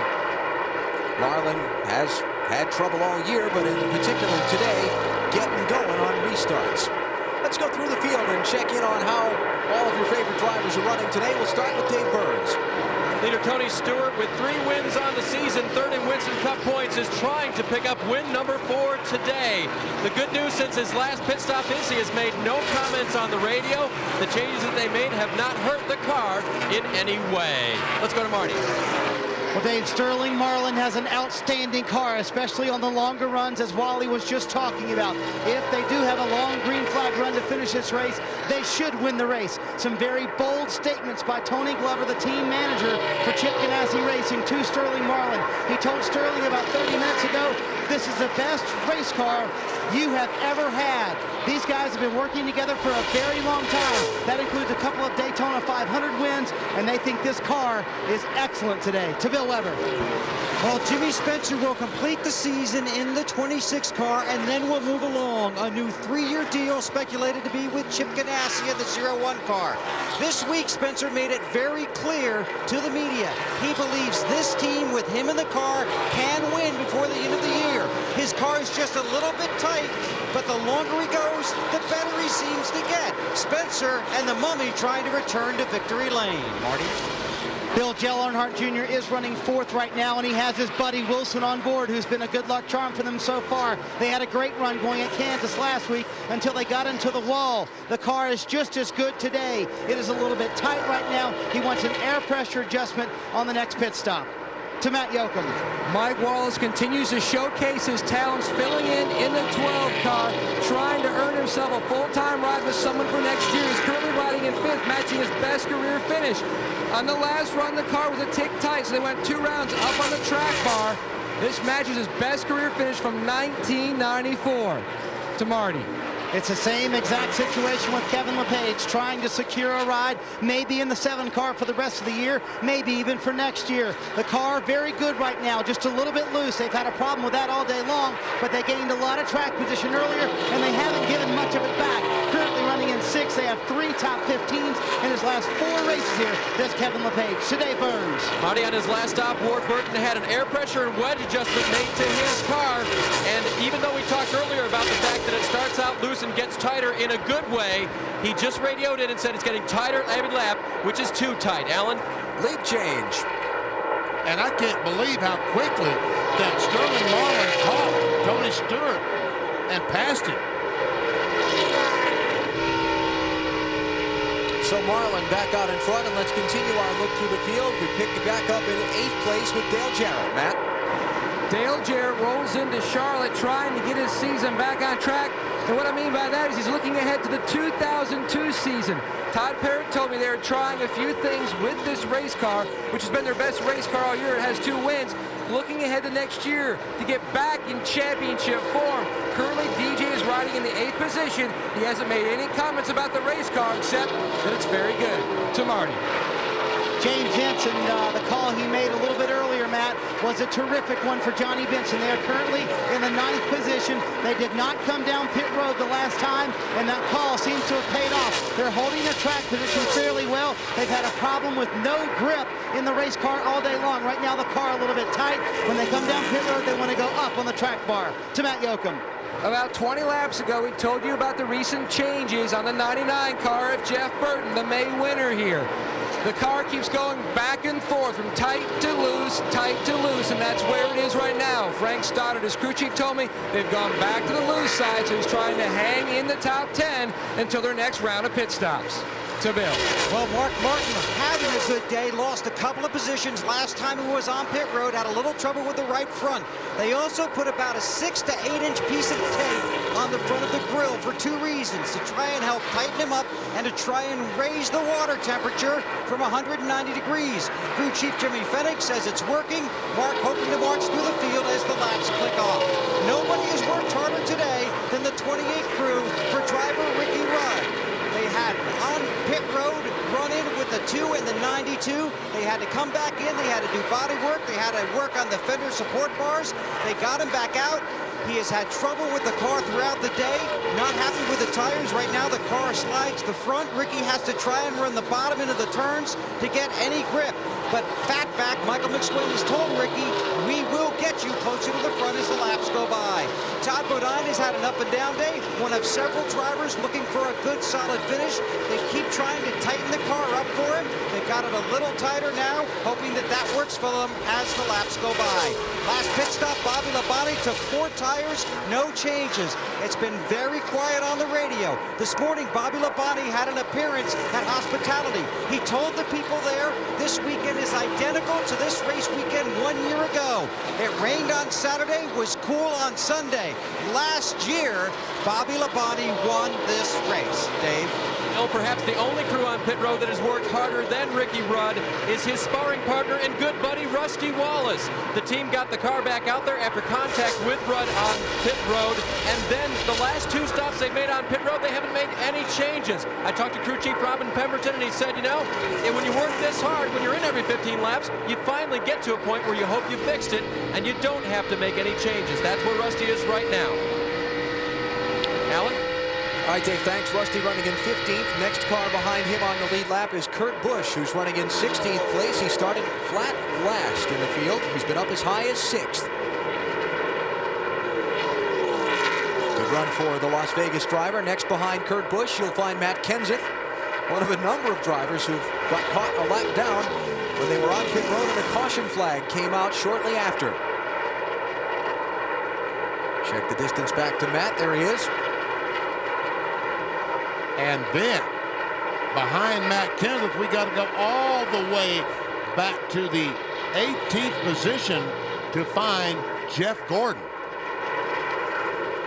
Gordon got caught a lap down earlier, and he pitted under green at 110. Then the 93 crashed and brought out the yellow. He made the lap back up at a caution at lap 127. Bill? And Alan, he was working his way forward, but right after he went out after his most recent pit stop, he called in and said, I might have a tire that's beginning to equalize. He told the crew, I'm going to stay out as long as I can, but he has been drifting the wrong way, falling back in the field, back to 18th. He was up to 15th, so they're watching that car very, very closely. All right, Bill, thank you. It was a little while ago, we were watching the 24 and the 2 were right together on the racetrack. Then all of a sudden, Rusty just took off. The next 3 cars in line all were in the same predicament as Jeff Gordon. Hit it under green, got caught a lap down when the caution came out, got it back at the same time Gordon did. We speak of John Andretti in the 43 and Kevin Harvick in the 29. And Harvick reports in the pits he has lost first and second gear in the transmission, has to restart in 3rd gear. So a late caution flag is certainly not going to be able to do him any good. And every time he makes a pit stop, he's going to lose considerable distance to the cars in front of him. Next car in line behind these 2 will be Ken Schrader back in 21st position. Schrader, as I mentioned a minute ago, in the same situation with these drivers. Had a good run up into the 15th, top 15. Hit it under green, caution came out, caught a lap down, made it back up. Now he's hanging on with the lead lap in 21st. I was talking to a couple of his owners this morning, huge University of Georgia fans. As a matter of fact, one of the owners was at the game yesterday, and when Tennessee scored late on, he disgustedly left the stadium. The other one's watching it on TV. When they scored, he turned it off, and Georgia came back to win the game. And both those guys were hanging their head with shame. They missed Georgia beating Tennessee. Bill Elliott in 22nd place. Came down pit road before it was opened earlier under a caution. Had to go to the end of the line. Now we're thinking, BP and I think there's some kind of fuel strategy going on there at the 9. Don't you think, BP, or no? It really seems that way. Why he would come in and change 4 tires with 1 to go, like he might be trying to stretch this thing and on 1 more stop or 2 more stops or fuel only. I don't know what's going on there. And there's the last car on the lead lap, which is Stacy Compton and Mark Mellings, number 92. So there you go. 2:09 in the books, just past 300 miles in the UAW-GM Quality 500.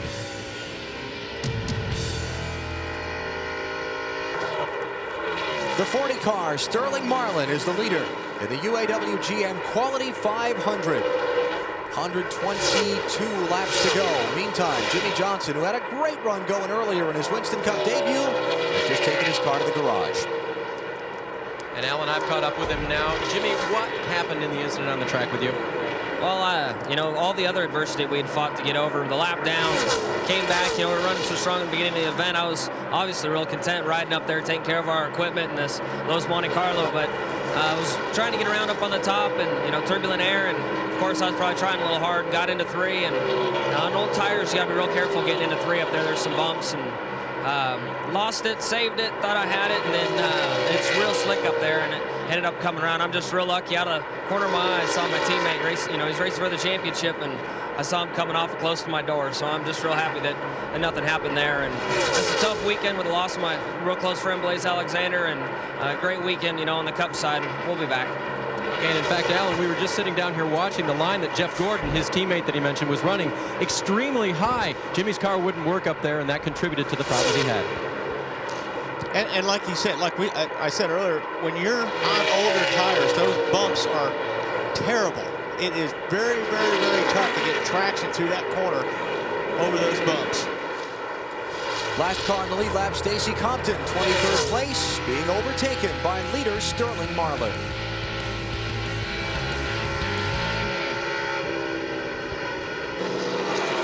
Back at Lowe's Motor Speedway, Jeff Gordon is on pit road. He's pitting a little early, but he does get in a fuel window for a regular sequence. They had to get him off this set of tires. They were afraid one was equalizing. It's 4 tires and fuel for Gordon, but remember last time he pitted under the green, the caution came out and he fell off the lead lap. Gambling. Gordon stopped 50 laps after he had previously, so it's another 15 to 20 that they'll be nerve-wracked, hoping the caution doesn't come out before the other front runners have to come in. And Sterling Marlin, the leader, goes by and puts him another lap down. So it's imperative that Jeff Gordon catches him and passes him. If he can.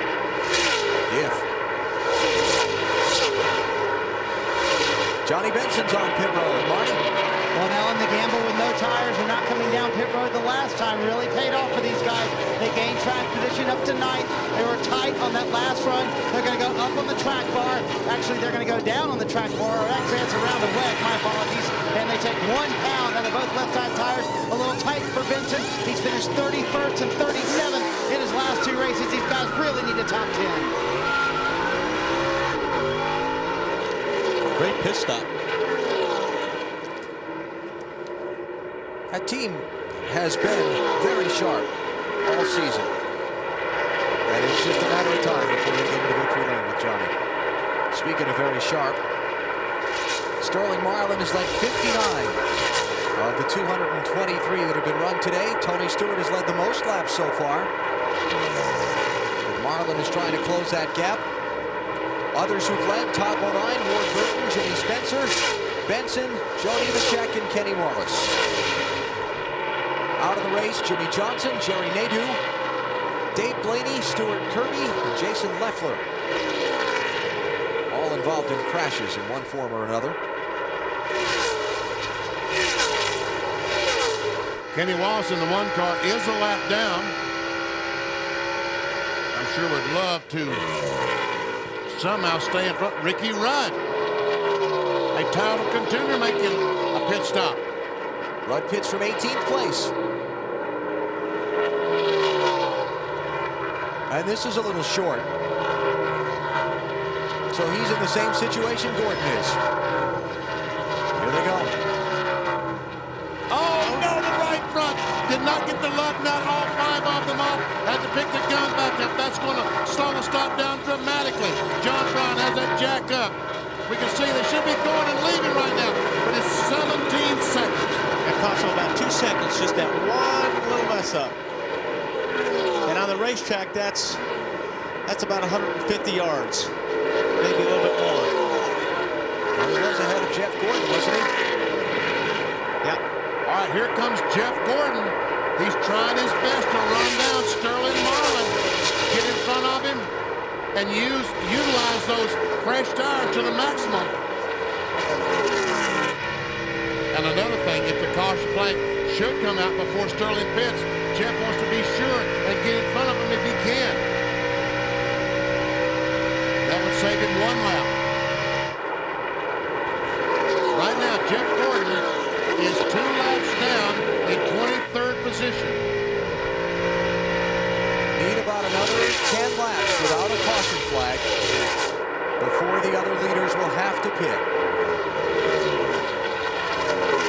And we saw Jeff Gordon very, very high up in 3 and 4.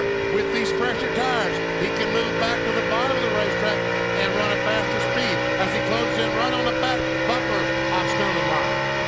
Because of Rudd also making the green flag pit stop, the two drivers very close in position on the track. Gordon 23rd, Rudd 25th. Virtually no change in the championship at this stage of the race. Caution.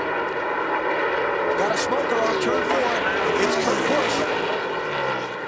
Let's see if Gordon can beat Sterling Marlin back for one of those laps to the start-finish line. It's still going to leave him 1 lap down. But Ricky Rudd's going to be pinned 2 laps down. And as this goes on, Johnny Benson, something has happened to the 10 car. Marty? Yeah, Benny, Johnny Benson's car started pushing oil out a little while ago, and they think they have now lost the engine in Johnny Benson's car. Terrible break for these guys because they had a great top 10 run going. Now, won't that put Gordon on the tail end of the lead lap? If he does not pit now. Right. Because everybody else in front of him's got to pit. There's the problem that brought out the yellow. Kurt Busch smoking heavily all the way around the racetrack. And he came down pit road speeding. Ooh, look at the left front there. That all oil? That's all oil on the hood there, yeah. All that big splotch up under the wheel well.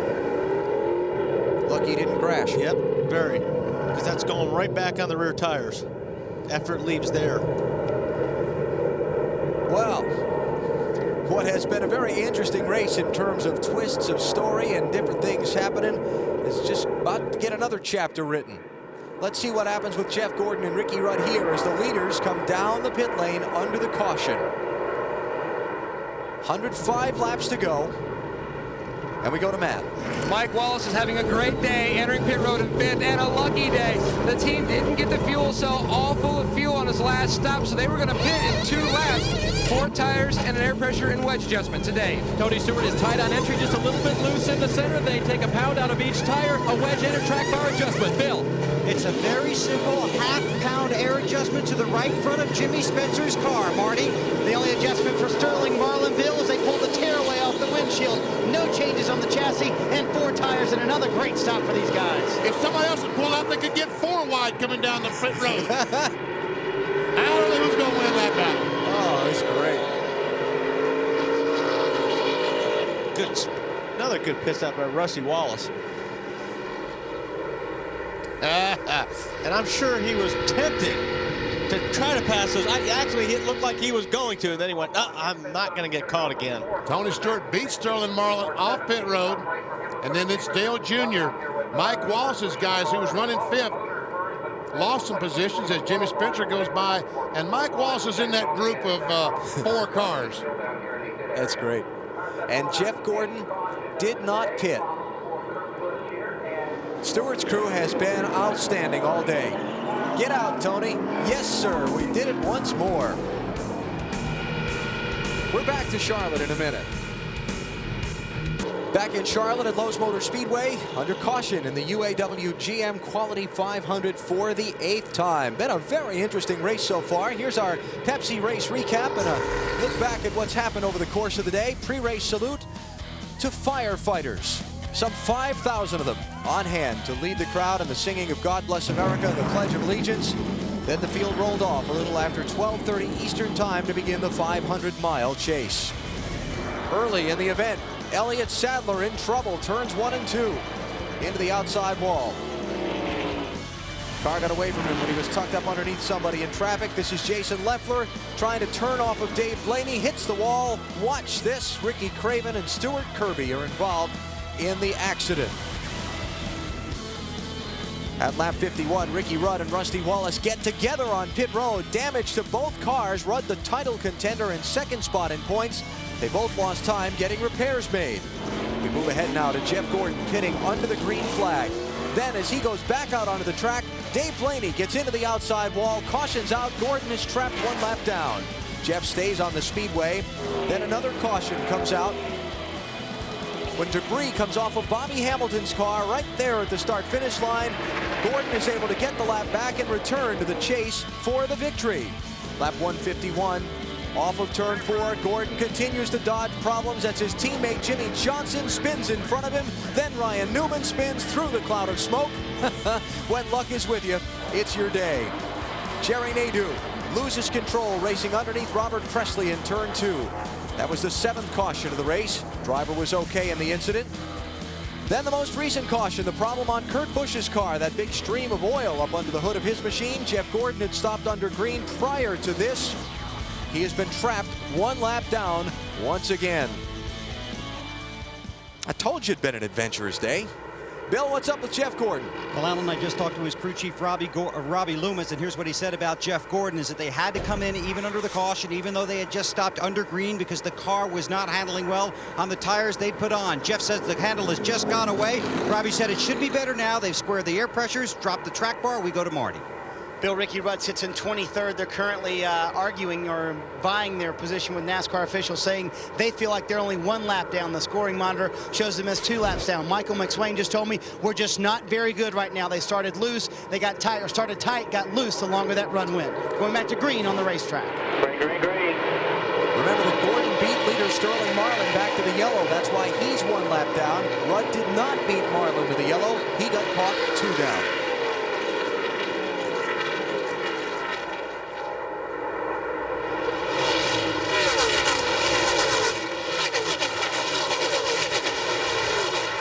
And Kurt Busch, the car that caused the last caution flag, evidently that was just an oil line that broke on his car because he's back on the speedway, although he is 3 laps down. Tony Stewart leads, Sterling Marlin second, Dale Earnhardt Jr. third, Jimmy Spencer's fourth, Jeff Burton is fifth. They came off the pit lane, then it's Ward Burton, Rusty Wallace, Mike Wallace, Dale Jarrett, and Bobby Labonte. Johnny Benson's car is being pushed backwards on the pit lane toward the garage.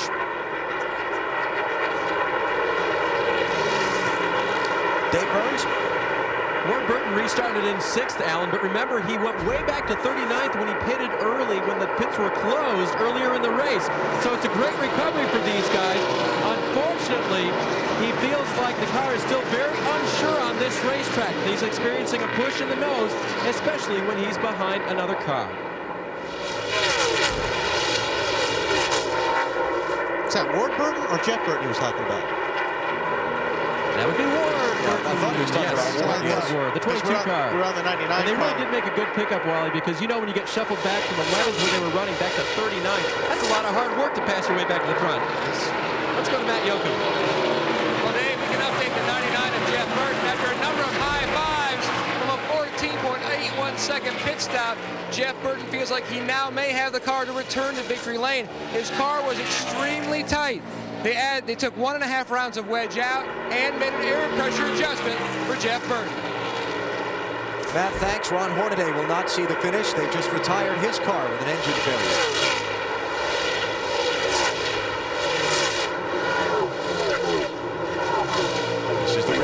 4th, Jimmy Spencer and Jeff Burton, 26 and 99, respectively.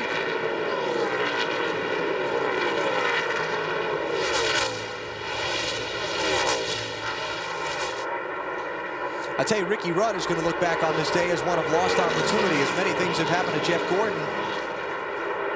Getting caught a lap down twice, for Rudd not to be able to take advantage of that is too bad for his championship hopes. But that collision that he had with Rusty Wallace on pit road, that just kind of ruined his day before he ever really got a good start to it.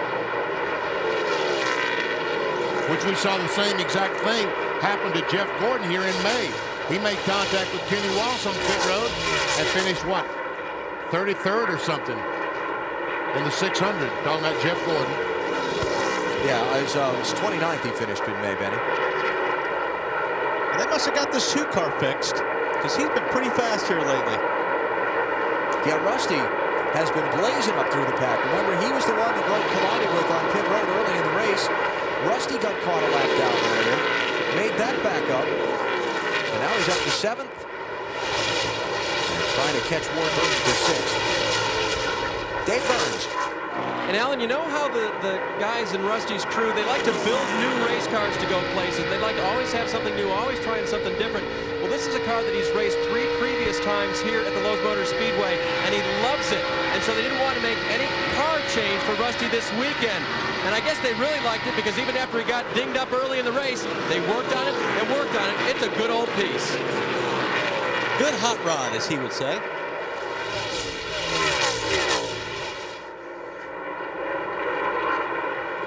Rusty Wallace's season has been one of, speaking of opportunities missed, he's led the most laps at Richmond, didn't win the race. Led the most laps at Kansas City, didn't win the race. That's 2 of the last 3. He's led the most laps, and he hasn't gotten the win. That Mad Max name, Rusty's team has a tradition of naming their chassis after it wins a race. So after it scored the win at Michigan, he named it Mad Max. I've named a couple, but you couldn't put it on TV. Yeah. I'm not sure exactly where Mad Max came from. It's a movie character, wasn't it? He actually named it that because he was mad going into the race, and it fired him up, and he got the maximum performance out of the car. There you go. Max. I'm not one to ask about movie characters anyway. Rusty running in 7th place behind this driver, Tony Stewart. Half a second ahead of Sterling Marlin. 92 laps to go. 87 laps to go. Lowe's Motor Speedway Charlotte and the UAW-GM Quality 500. NASCAR on TNT, the race for the championship, down to 8 final events for 2001. And we're getting about to the point that Sterling Marlin starts running faster than Tony Stewart, comes up and passes him, and then there's a caution flag, and he falls behind him. And then we do it all over again. And we do it all over again. Johnny Benson, the most recent driver to go out of the race, Bill. And he's back here in the garage area with his crew in his car. We got to stop meeting like this. What happened? It's broke again. I don't know it broke. It just all of a sudden, bam, you know, just same as last week. I don't know if it's the same thing, but I don't know. It makes it awful hard to stay at top 10 points like this, but we'll just come back, see what happens next week. Started off so strong, Johnny, last couple of weeks. Hasn't been there. It's been good. I mean, like I say, we're running good. Can't complain there. Really, engine's been running good. Like I say, just haven't been able to finish. That's killing us right now. Okay, he hopes for better things next week at Martinsville. All right, Bill, thanks. Johnny's out, Ron Hornaday's out, Jimmy Johnson, Jerry Nadeau, Dave Blaney, Stuart Kirby, and Jason Leffler. Ricky Craven and Elliott Sadler are back on the racetrack after spending a number of laps in the garage making repairs from crashes. That's what 3/4 of a second looks like. Sterling Marlin up to Tony Stewart. And the last time by, Tony Stewart ran a little bit faster than Sterling Marlin did. So I'm sure that Greg Zipperdale and his crew have been working on Tony Stewart's car, this 20, making it as good as they can all day long. It looks like right now he may be the match of Sterling Marlin. Remember when Tony Stewart ran the double, the Indianapolis 500 and the Coca-Cola 600 on the same day, back Memorial Weekend, Indianapolis and here in Charlotte. He used it as a fundraiser, And earlier in this weekend, he presented a check to Kyle and Patty Petty's Victory Junction camp, a camp that they're putting together for sick children and so on, kind of patterned after the hole-in-the-wall gang camps. $240,000 was the check presentation. 83 laps to go. We're coming up on 400 miles here in Charlotte. You're watching NASCAR on TNT. Lowe's Motor Speedway Charlotte and the UAW-GM Quality 500. About to cross the 400-mile mark. Another 10 laps away. Tony Stewart is the leader. He's up by 0.6 of a second on Sterling Marlin. Third position has changed hands. Jeff and Ward Burton have gone by Dale Earnhardt Jr. They are now third, fourth, and fifth, respectively. Jeff Burton and Bobby Labonte. Burton running in third and Bobby Labonte in 10th. Together made an appearance this week. I shouldn't call it an appearance, though, because for one of those, you think of a driver going to a scheduled autograph session. This one was more of a morale-boosting appearance, and Bill Weber has the story. Well, Alan, it was a road trip to New York. Now, these hats become very popular, obviously, since September 11th. But these hats are very special for Jeff Burton, Bobby Labonte, and Labonte's crew chief, Jimmy Makar. On Tuesday, they went to New York City. They wanted to go to the various precincts for the police and the fire department to meet them, to sign autographs, as a morale booster, as you said. But then, after visiting with those heroes in New York, they were convinced that they should go to Ground Zero to see what happened and see what's still going on there. They win, and Bobby Labonte said it defies explanation, saying no matter how bad your worst day ever is, you can't imagine what those people went through.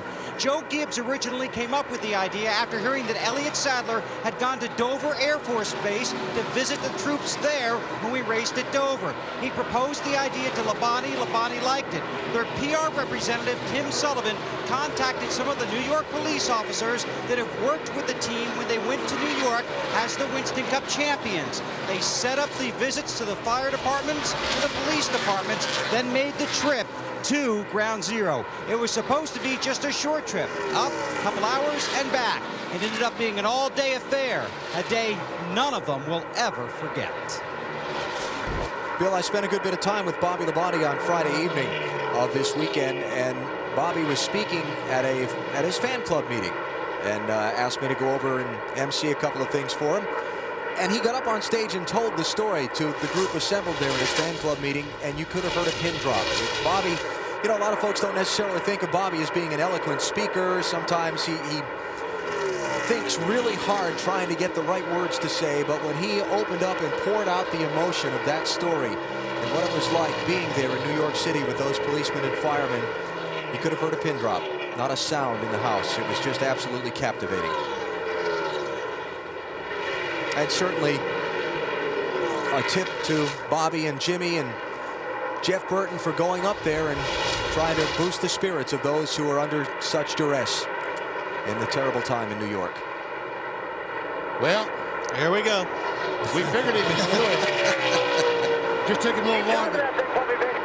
Took him a little longer than we thought he was going to. Sterling Marlin on the longer runs, the farther into the green flag we've gotten all day. Seems like every time Stewart starts off quick and then Marlin gets quicker. Here it is. I don't think that it's the fact that Sterling Marlin gets quicker. It's Tony Stewart gets slower and slower and slower. Kind of like Dale Earnhardt Jr. Same situation. He takes off pretty good, but he starts slowing down even more dramatically than does Tony Stewart. You're right, Benny. It looks like Sterling's car doesn't fall off. It's not necessarily going any quicker. Just like you said, they're coming back. You just keep running the same times, and these cars get slower. That's exactly what's happening. Okay, how about if I say quicker relative to Tony? There you go. Get away with that? That's good. All right. For now. Yeah. Hut Strickland being overtaken by the leaders. 90 car. Strickland's back in 32nd place. These two have really gapped third place. Ward Burton has just taken third from his brother Jeff, and here's 8th place. Dale Jarrett trying to fend off Jimmy Spencer. Excuse me, taking that spot from Spencer. That would be correct. Doggone, he corrected himself before we could do it. I know it. He's learning. He's learning. Here they come. Battle for the lead. Sterling Marlin. Got it.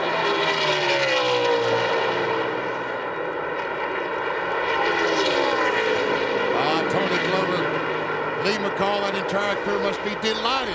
Dave Burns. Well, Benny, I don't know if we want to attribute it all to this, but again, it's after Tony has to start changing his line when he gets in lap traffic, when he's got cars around him, that his car does not perform as well. And one of the crew guys leaned over to me about 10 laps ago and he said, yeah, we need another caution. Because when they get a caution, of course, they'll come in here, beat him up pit road, and then go back to bicycle. Sterling did not just pass Tony. He's gapped him very quickly. Half a second already. Despite the great pit stops all day by Tony Stewart's crew, it's Sterling Marlin that leads. 400 miles complete, 100 to go in Charlotte.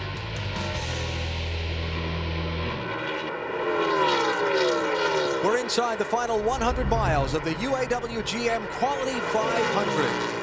NASCAR on TNT from Lowe's Motor Speedway in Charlotte. Race number 29 of the season. It's come down to a duel between Sterling Marlin and Tony Stewart. Jeff Gordon, the championship leader, and Ricky Rudd, his closest pursuer for the title, have both had their problems today. They're both at least one lap down. Gordon in 18th place, 1 lap down. And Ricky Rudd back in 24th place, 2 laps down.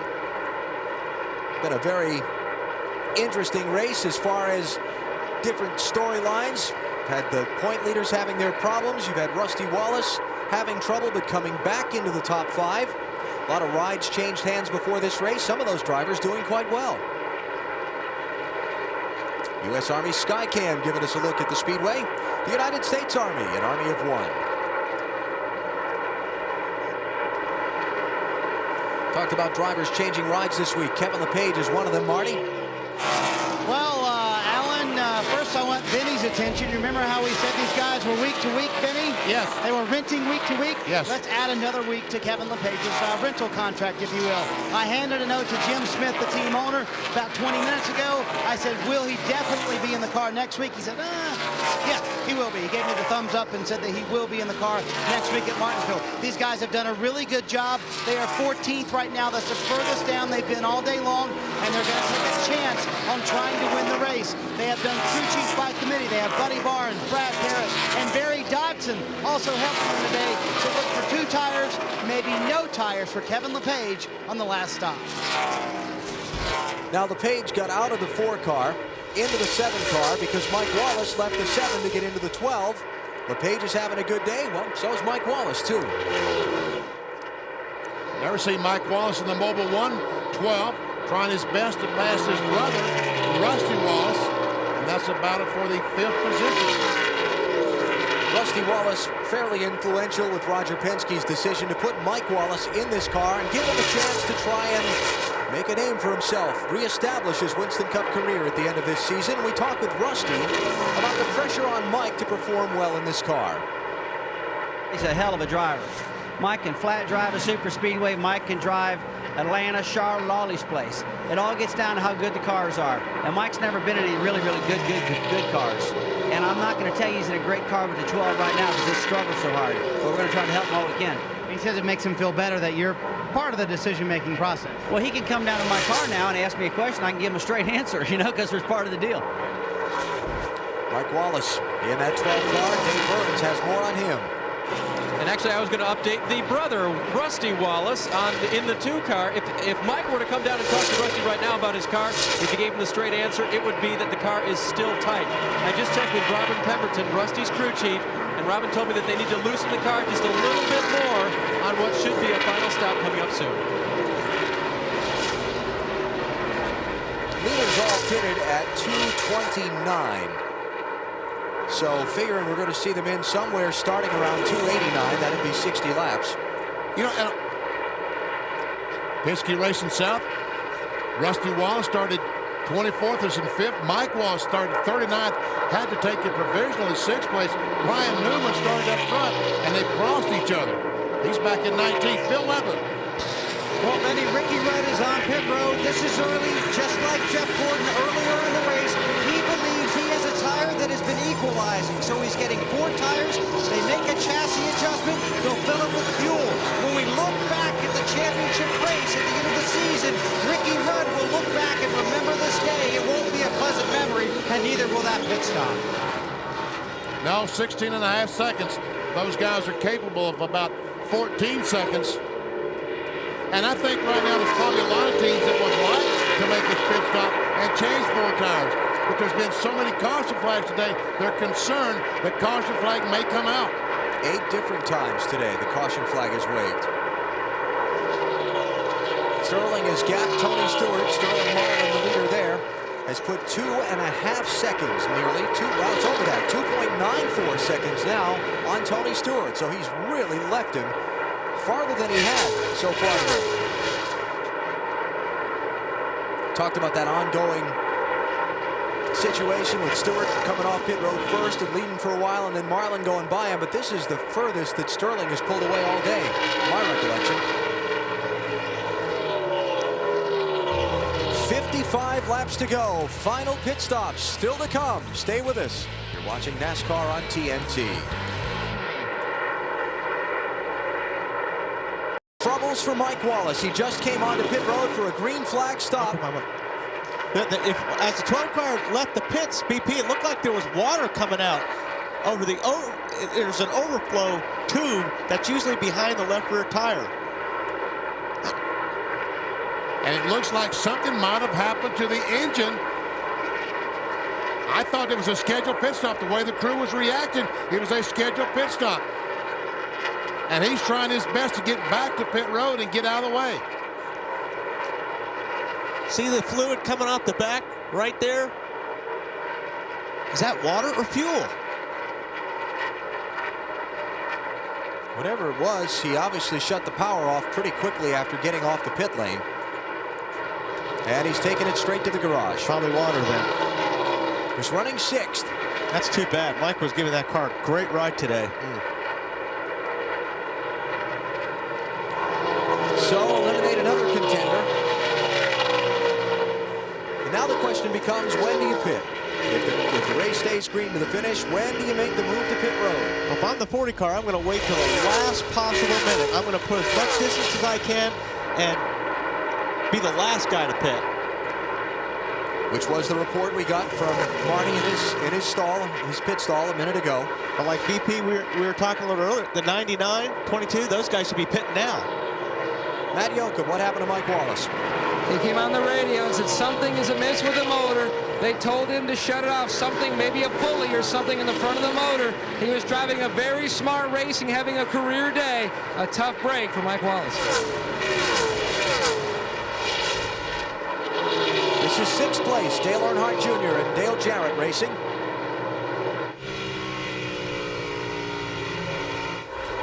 So far, Dale Jarrett showing no ill effects from the concussion and broken rib that he suffered last weekend at Kansas City.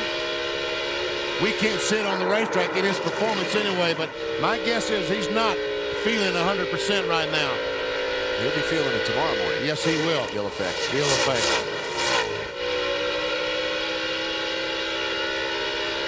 Well, you told me earlier in the weekend you've raced with a broken rib before. On a road course. That really hurts. Are you really? I mean, the drivers all talk about shutting the pain out and all that. Can you really, or is that just macho talk?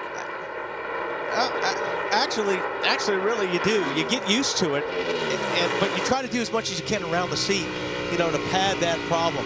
But you're concentrating so hard, usually you just try to put it out of your mind. Speaking of injured drivers, Matt Yoakum, what's going on with Jeff Burton? His crew chief, Frank Stoddard, keeps coaching him like a coach at the side of a boxing ring, telling his driver to keep going on, keep going on. And the reason is significant because on his last stop when Jeff Burton was exiting pit road, he had his hand out the side window to get some air in to help cool him. But when he did that, another car was leaving and kicked up a lug nut, and it might have broken 1 or 2 of Jeff's fingers. The team does have an ice pack ready to go to hand in the window to Jeff. The problem, they're hoping that they can get a caution so he can use it. They're expecting to make their next stop around lap 296. Alan? Wow. Talk about a freak happening there.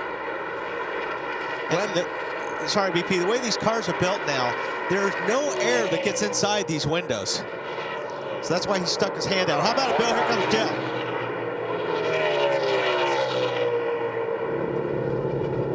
Jeff Gordon on pit road here, working lap 291. This should be their final stop. Has not been the day these guys have hoped for. Hoping to repeat as a winner here at Charlotte, where Jeff has won 4 times. Probably won't happen today. Routine stop, 4 tires. Gordon gets fuel, heads back out. It's been a challenge for those guys. But if there's any bright spot on the day for Gordon, the fact is it's been just as challenging, if not more so, a day for Ricky Rudd. And he's not going to lose any ground in the championship. Sterling Marlin just keeps continuing. He now has almost a 4-second lead on Tony Stewart. In fact, if the race ended now, Gordon's going to gain ground on Ricky Rudd.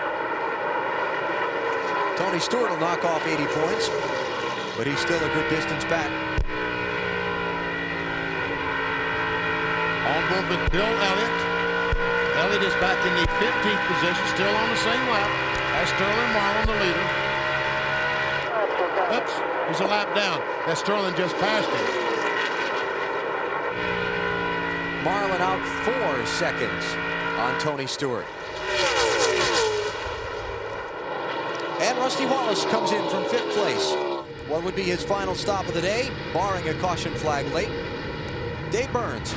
Rusty Wallace complained that the car was tight. Let's see what the crew does to adjust for that. They will pull a tearaway off the windshield. Remember last week, Rusty had trouble with one of those. No trouble today with his windshield. They put 4 tires on and only an air pressure adjustment on the 2 car. Marty. Kevin Harvick doing a marvelous job, Dave. He came down pit road running 10th. Remember, he only has 3rd and 4th gears, but the chassis is excellent, and those gears have hung together. Today, Burns. And Tony Stewart said on the radio, he apologized to his crew for not doing any better, but the car is just too tight in traffic. They will make a chassis adjustment. There goes the adjustment right now. Give him 4 tires. Matt? Jeff Burton is in. It will be a 4-tire stop. He was handed a bottle of Gatorade, which he throws back out the window, and the ice pack, which he also threw back out the window. He just does not have time to use the ice pack. To Marty. Dale Earnhardt Jr. did not like this set of tires. It was too loose. They will put 4 tires on and make an adjustment for Dale Earnhardt Jr. As Sterling Marlin comes down pit road, he slides to a stop. The leader, Tony Glover, told him on the radio, get as much distance as you can between you and Tony Stewart. It will again be 4 tires and no adjustment for Sterling Marlin and the Coors Light team. They have done a great job on pit road today, and they put it back out on the racetrack. Today, Burns. Exiting his pit stop and exiting his pit stall after a chassis adjustment and 4 tires. A great top 5 run for him today. Bill. Bobby Labonte on pit road, defending champ of this race, getting 4 tires and fuel. No changes waiting on the left front. Somebody stopped taking a long time. Mark Martin now works his way down pit road for what should be his final stop if we stay under green. Half pound of air out of the right front and the left rear tires. Mark has had a solid run up at the front of the field, but hasn't been able to get to the very front of it, falling back at the last few laps. Now he gets 4 tires and fuel. Mark looking to head back out on the track. Matt Kenseth is the leader. He's not yet stopped. And now he dives onto pit road off turn 4. This will complete the cycle of stops. Dave? And Matt Kenseth comes in. They will change 4 tires as well. Put fuel in the car. Doesn't look like they're going to make any chassis adjustment to his car other than air pressure adjustment. He's been fighting a tight car like the rest of the guys all day long. And Kenseth now will get the left side of the car drop and leave pit lane. Wow, great pit stop. 14.5 seconds. And as Kenseth rejoins the chase, the lead goes back to Sterling Marlin. His advantage over Tony Stewart has been cut in half by the pit stop. He had 4 seconds. He's got 2 now. But the story all day has been Marlin having to chase Stewart down to get around him. Marty? That's exactly the concern right now for Sterling Marlin's team. Tony Stewart not only cut the lead in half on the pit stops, but he is also faster than Sterling on the racetrack, just by a little bit, but he is faster than Sterling. But remember, as we've talked about all day, Alan, you just mentioned it, the longer they run, the better Sterling gets. If we stay green, they'll be in good shape. And the last thing Sterling Marlin needs is a caution right now between the troubles getting going on the restarts and the trend we just discussed. He's hoping for green to the checkers. Just inside the final 50 miles of the UAW-GM Quality 500 NASCAR on TNT from Lowe's Motor Speedway in Charlotte. Off of what are potentially the final pit stops of the race, Sterling Marlin's crew has held the lead, and he's moved out a little bit further away from Tony Stewart than he was when we went to the break. He's picked up about 3/4 of a second on Tony, so the margin now is about 3 seconds.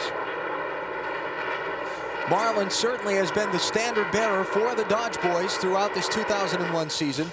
He's led 19 of the 28 races. He's got 8 top 5 and 15 top 10 finishes. And he has the distinction of being the only driver in the entire Winston Cup circuit to be in the top 10 in points after every race this season.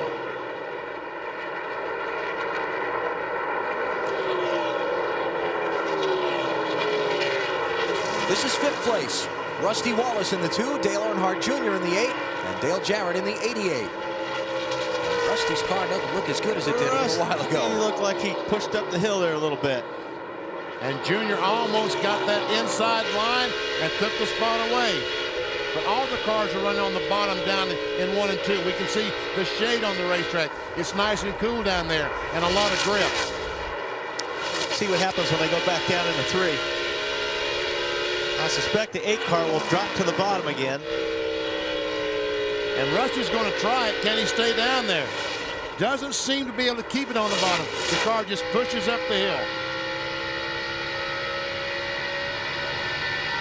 Yeah, 2 cars got a motor. What about Dale Earnhardt Jr.'s car, Marty? Well, Alan, as we said earlier, his car was too loose, and this is a problem these crew chiefs have these days. They think that it was a set of tires that didn't work so well with Junior's chassis. So the crew chief's job is to make that decision.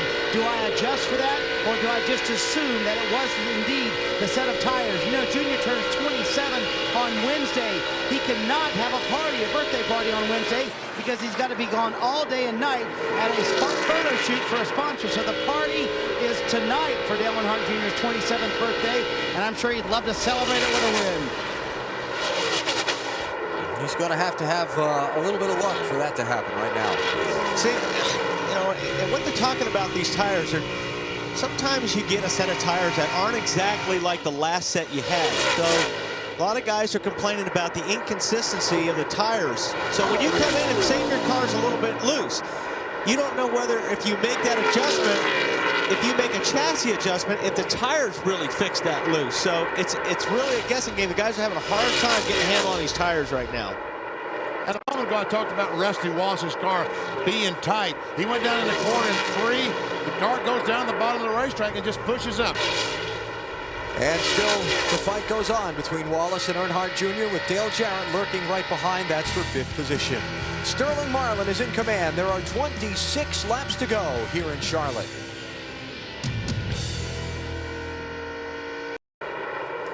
Final 22 laps in hand in the UAW-GM Quality 500. Sterling Marlin is the leader. He's moved out by another half a second on Tony Stewart. It's 4.3 now as we enter the final laps.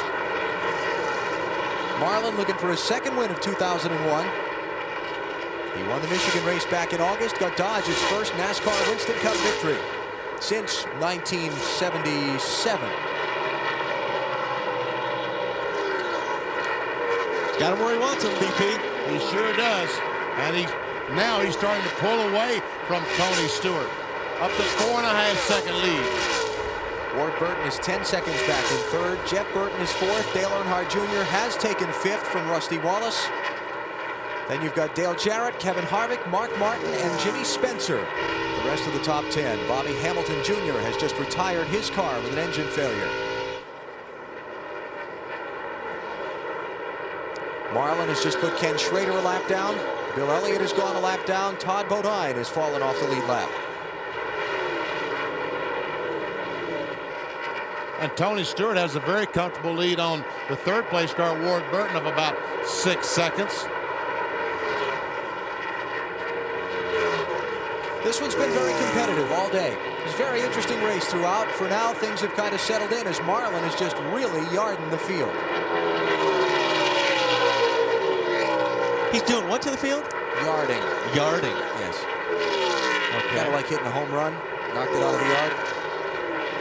Marty, help me out here. I can't help you with that, Alan. That's pretty bad. No, he is doing a terrific job. How about that?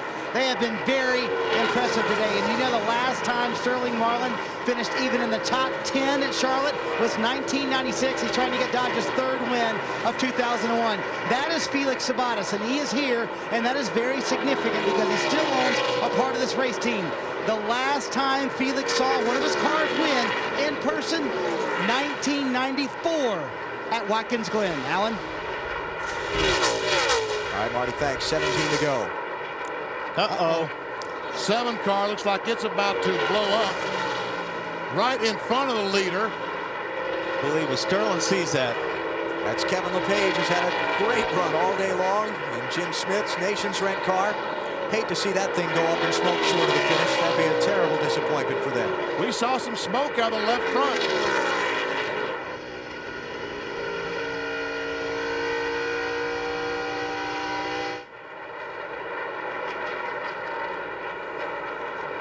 Oh, look at that. Not good. Not good. Looks like he's broken a shock. Yeah. And the left front just really going up and down.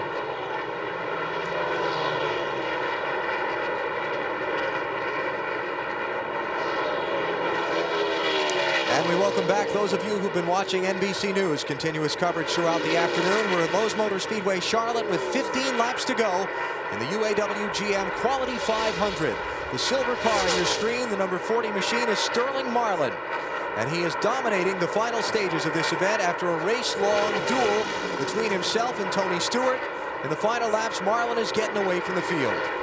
And you saw that burst of smoke out of the 7 car of Kevin LePage. It appears as though he has lost a shock or something that's allowing the left front to go up and down kind of like a yo-yo.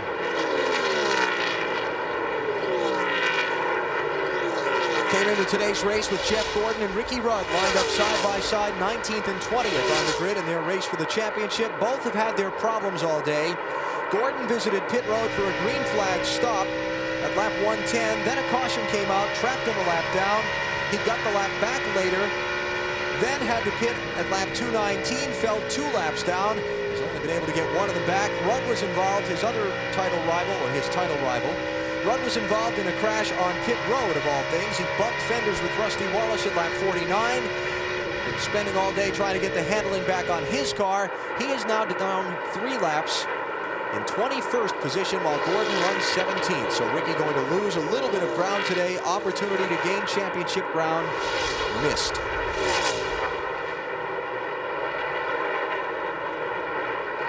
The story of this race has been one of Tony Stewart's pit crew getting him off the pit road first about every stop for most of the race. Marlin coming out close behind him, and the farther they ran under the green flag, the faster Marlin got in relation to Stewart.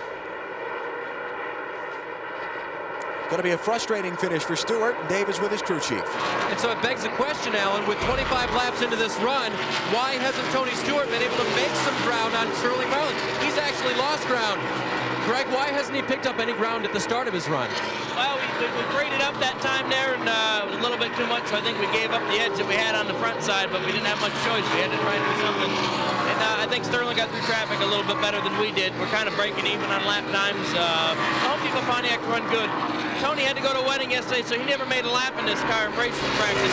My little buddy Mike McLaughlin got in it for us yesterday, and I owe a lot to him. He did a great job getting this car pretty close for us, and we've just been tuning on it to get into Tony's style. We've been giving up a little bit on the long run. That's normally where this Home Depot Pontiac is good, but I don't think we anticipated the sun being this warm and the track temperature being what it is. So we come out of here with a second place of circumstances that we had to deal with yesterday. I've been pretty proud of everybody here. Well, there's the answer, Alan. They changed the car going for the win. And you could tell earlier when we were on board on the in-car camera, Tony couldn't quite get after the gas. You watch, we're going down here in turn 3. He'll get off the throttle, he'll drive it in, and he'll pick up the throttle right here. See, just gently picked up the throttle, and he can't pound on the gas, Benny, like you really need to get off of turn 4. Probably kind of wait. Let's try it this time. Wally, go ahead. Okay, well, now we're going down into turn 1. We'll get out of the gas, get the car set, pick the gas up a little bit, then feed it, feed it, feed it, feed it. Now you're hard on the gas. not as important in 1 and 2 as down here in 3 and 4, where it's tricky getting back on the gas after you've had tire wear. Off the gas, try to get the car down. Listen. See how gently he gets on the gas? That's because he's got no rear grip. You got to really baby that throttle when you get in it. Shadows across the racetrack down the front now into turn 1 and 2 as the autumn sun gets a little lower in the sky. Does that bother you behind the wheel? It's not too bad here. There's a couple places where it really gets bad. I remember it used to be at Phoenix, it used to be really bad because that sun would come down right in turn 1 and you'd be driving right into the sun. But it's not bad when you're driving from the sun to the shade. Rockingham going to turn 1 used to be the absolute worst. The one advantage, a lot of these racetracks keep building seats, and the higher they go with the seats, the more they block the sun out. We saw Kevin LePage's 7 car smoking a little while ago. Had a spoil at the end of a good run. Marty, what's going on there? Well, they're hanging in there, Alan. They're in 13th right now, and it is a left front tire rub, is what Kevin is saying. It seems like when he hits the brakes, it's when it's a little bit worse. You can see it bounding up and down there on the racetrack as he goes over those bumps, and that is the problem, a left front tire rub. They're hoping it hangs on for just a few more laps. But see, if you watch a BP, like especially when it comes out of 2, it actually smokes when he's way out of the corner. Don't you think if something was broke, you'd see it right there? Yeah, you'd think you'd see it in the car when the pressure is on the left front. There's where it smokes. He's on the straightaway. Now he goes over the bumps here real hard, and it almost stops smoking. It's a mystery. I have no idea. Alan? What are you asking me for? Every time I say something, you say, well, what do you mean by that? I just don't understand some of the words you use. You guys are picking on me. He's yarding along, though. That's right. No, he's not yarding. Sterling Marlin, however, is. His lead has gone up to 6.2 seconds on Tony Stewart. And as you can see, less than 5 laps to go. And I think the Sterling Marlin now is backing off and just kind of riding and waiting for the checkered flag. And he still is running as fast as Tony Stewart. On board with the race leader. He mentioned he had some problems with that headpiece right there, that piece that holds the helmet. He was having a hard time with his peripheral vision. He couldn't see the cars to the right. A lot of guys run that same headpiece, but they run it a lot wider, and they actually cut a hole like right here so they can see through it when there's a car on the right-hand side. But he didn't need to see anybody. Been up front all day. Casey Atwood there.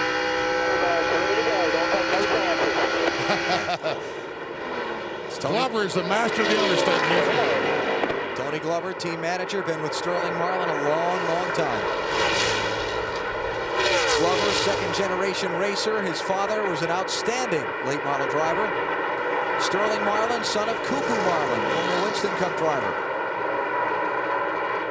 And now a third generation of Marlins coming along. Sterling's son, Stedman, racing regularly and finding some success.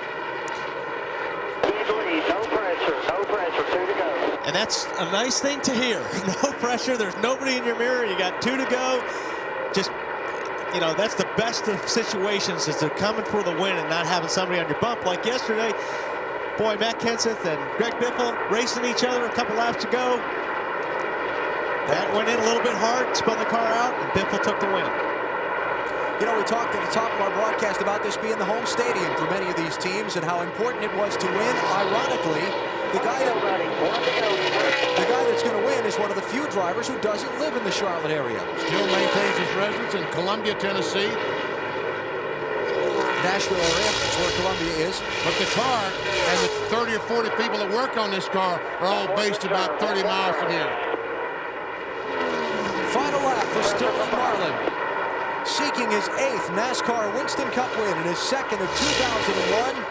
He's led the Dodge Boys charge all throughout this season, and now he's going to get the win in the UAW-GM Quality 500. Marlin wins at Charlotte.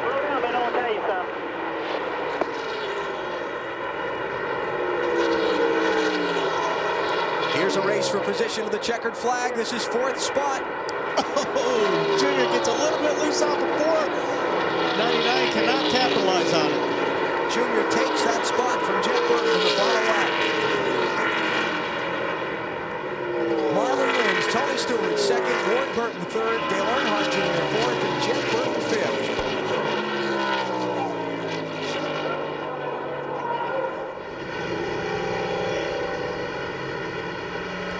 win here at Charlotte for Sterling Marlin. He had a second-place run as his best finish prior. That was way back in 1989. May 1977, the last time a Dodge went to victory lane here. That was the King Richard Petty who did it. Big flag right there on the right in the middle of the racetrack there. I think. Oh, we got another wreck. Oh, that's what you call head first. These guys aren't used to running BP. I don't know. Patriotic celebration. Lot to be done by Sterling Marlin and company.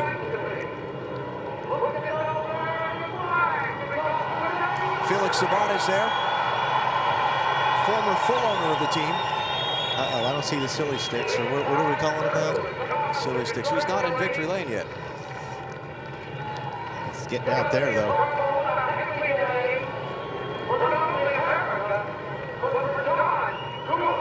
When Sterling gets to victory lane, we'll talk with him. First, we'll take a break. Marlin has won here in Charlotte the UAW-GM Quality 500. We'll come back in a minute.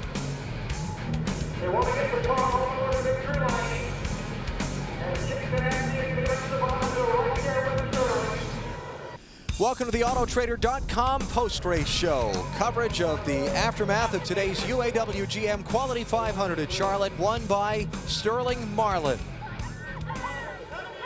And Marlin has rolled his Dodge into victory lane. The silly sticks are up over the window. And let's go to Bill Weber.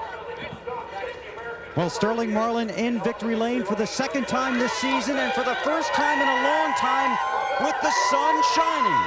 His last two wins have both been rain-shortened victories, but today the sun, success, and the American flag wave for Sterling Marlin and the Coors Light team.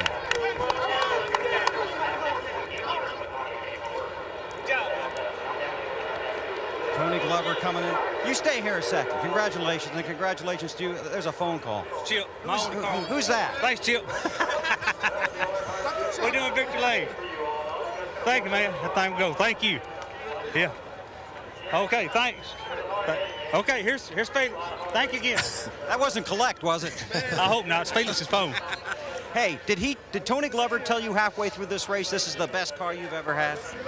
No, I tell you, this old car here, we've won Michigan with it, and it's run top 5 every race. It just runs real good, and I felt like yesterday we had a real good car.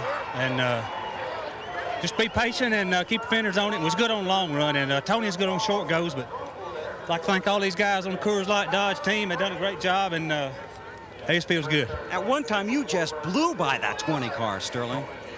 Yeah, we was got a couple sets of tires was a little loose, and it took us a little while to get to him, but all in all, it's a good car. I think good year for some great tires. It's real consistent all day, and it's all these guys in their hands. You know, you're an out-of-towner. You won the home game in front of the other guys.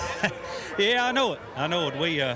I've won some bush races here at Charlotte and some Winston Opens, and I've always run good here, and I never had much luck in the Cup race here lately, but put everything together today. Motor ran great, and great crew chief. Just good. Lee McCall. Sterling, a lot's gone on around the world today. Does it mean something special to you to carry that American flag around this track in front of these fans? Yeah, I was going to carry it around the track, and NASCAR wouldn't let us. Made us come in here, but we needed to get them guys, and thoughts and prayers with everybody in the armed forces overseas, and get them guys. Congratulations. Thanks. Okay. Sterling Marlin in victory lane at Charlotte. We go to Matt. And the beaten and battered 24 car, if you can still see the decal, the number on the side, has found its way back to the garage. Jeff, what happened to the side of that car? That was after the checkered. I believe the 18 and 26 weren't too happy with one another, and I was just driving by them and got caught up in it. But it was a pretty wild day, on the racetrack all day for the DuPont Chevrolet. But I don't know what happened. We were up there. I think we came in one time and got caught, in the pits, or we just come out and the caution came out. So things really weren't going our way today. We had a pretty good car. But then we just had a couple sets of tires that didn't match up for us. I don't know what happened to them. One equalized, and the next set just was real tight. So, we fought back, and and it wasn't the kind of day we hoped for, but you know, Ricky Rudd didn't have a great day, so points-wise, it was a good day for us, but that's not the way we want to do it. We want to battle with him, and I'm sure he'd like to do the same, battle with us for wins out there. How frustrating the inconsistency in the tires. We've heard a lot of people talk about that today. You know, I've had very good sets all year that have been extremely consistent. All through practice, we've had good sets, but I tell you today, it was a handful. I don't know what was going on there, but I sure do hope we get something figured out on it. A frustrating day, but still a 16th place finish, 5 spots higher than the 21st place Ricky Rudd. To Dave. And Matt, Tony Stewart has not won yet here at the Lowe's Motor Speedway, but I expect him to soon. He finished 3rd in the spring. He finishes 2nd today. But Tony, you guys were obviously trying to get your car right to catch the 40, and instead you got further back, eh? They were really good today. I mean, Sterling and everybody at Chip Ganassi Racing did a great job. But I tell you what, I owe a lot of thanks to my crew today. You know, they kept getting us out in the lead on pit stops, and that's what we had to do to keep the Pontiac in clean air and get it to where, you know, we were getting a good enough air to get the downforce that the Dodges have. They're tough to beat right now, and you know, we're gonna have to do something because our bodies are starting to get tired on the downforce side. But you know, we had a great day. You know, we led a lot of laps today and got into form here. So you know, not bad for a guy that missed happy hour yesterday. And we haven't caught up with him totally, but no reports of any tire problems today. Marty? Well, Dave, 4th for Dale Earnhardt Jr., and thanks for slapping me in the face with the water bottle. And what a day for you. I mean, you had the vibration, you had the motor problem, you had all kinds of things going on in there, didn't you? Yeah, I think every car we got vibrates sometime during the race, but I'm not sure whether that's normal, whether all the drivers have that. And you know, I had that one last week that ended up sending me in the wall, and I was kind of weary about that, and I kind of felt kind of the same thing. But, you know, what are you supposed to do until it gets bad enough to where it worries you to death? But you got guys like that chasing you back from behind. Yeah, we were lucky to get Jeff at the end, pick up an extra spot there for some points, but he got caught up in some lap cars and stuff. It's a good car though. We blew a motor in practice yesterday. We didn't get no practice, and we had to guess on the setup, and I was really upset and kind of ticked off this morning with my guys, and we kind of come together and just tried to get through this weekend, through this race, and ended up with a good finish, and everybody's really happy now. So it's amazing what a 24 hours will do, but we left the spark plug wires off in practice yesterday to messed the motor up, and then pieces were falling off, so we didn't get any practice. So we just learned from our mistakes. But during the race, we had lug nuts left off on a pit stop. It sent us to the back, and I passed some cars, and we had some great pit stops to get us back up front. We were a 4th place car. I thought we had a 3rd place car, but Ward worked around his car to get his car running faster, and I'm really satisfied and happy with what we got. We needed the points. All right, have fun at the birthday, kid. There you go. Dale Earnhardt Jr., 27 on Wednesday, comes home 4th here at Charlotte. Final results of today's UAW-GM Quality 500, 2nd win of 2001 for Sterling Marlin. 37th to 5th for Jeff Burton. Dale Jarrett, despite the broken rib. And Rusty Wallace, what a comeback for that team today to finish in the 7th spot after their problems on pit road. Pole sitter Jimmy Spencer finishes 11th. We see 12 cars on the lead lap. Kevin LePage, first car, 1 lap down. Jeff Gordon, point leader in 16th place. And there's Ricky Rudd in 21st. So Gordon will gain a little bit of ground on Rudd. Opportunity missed today for Ricky.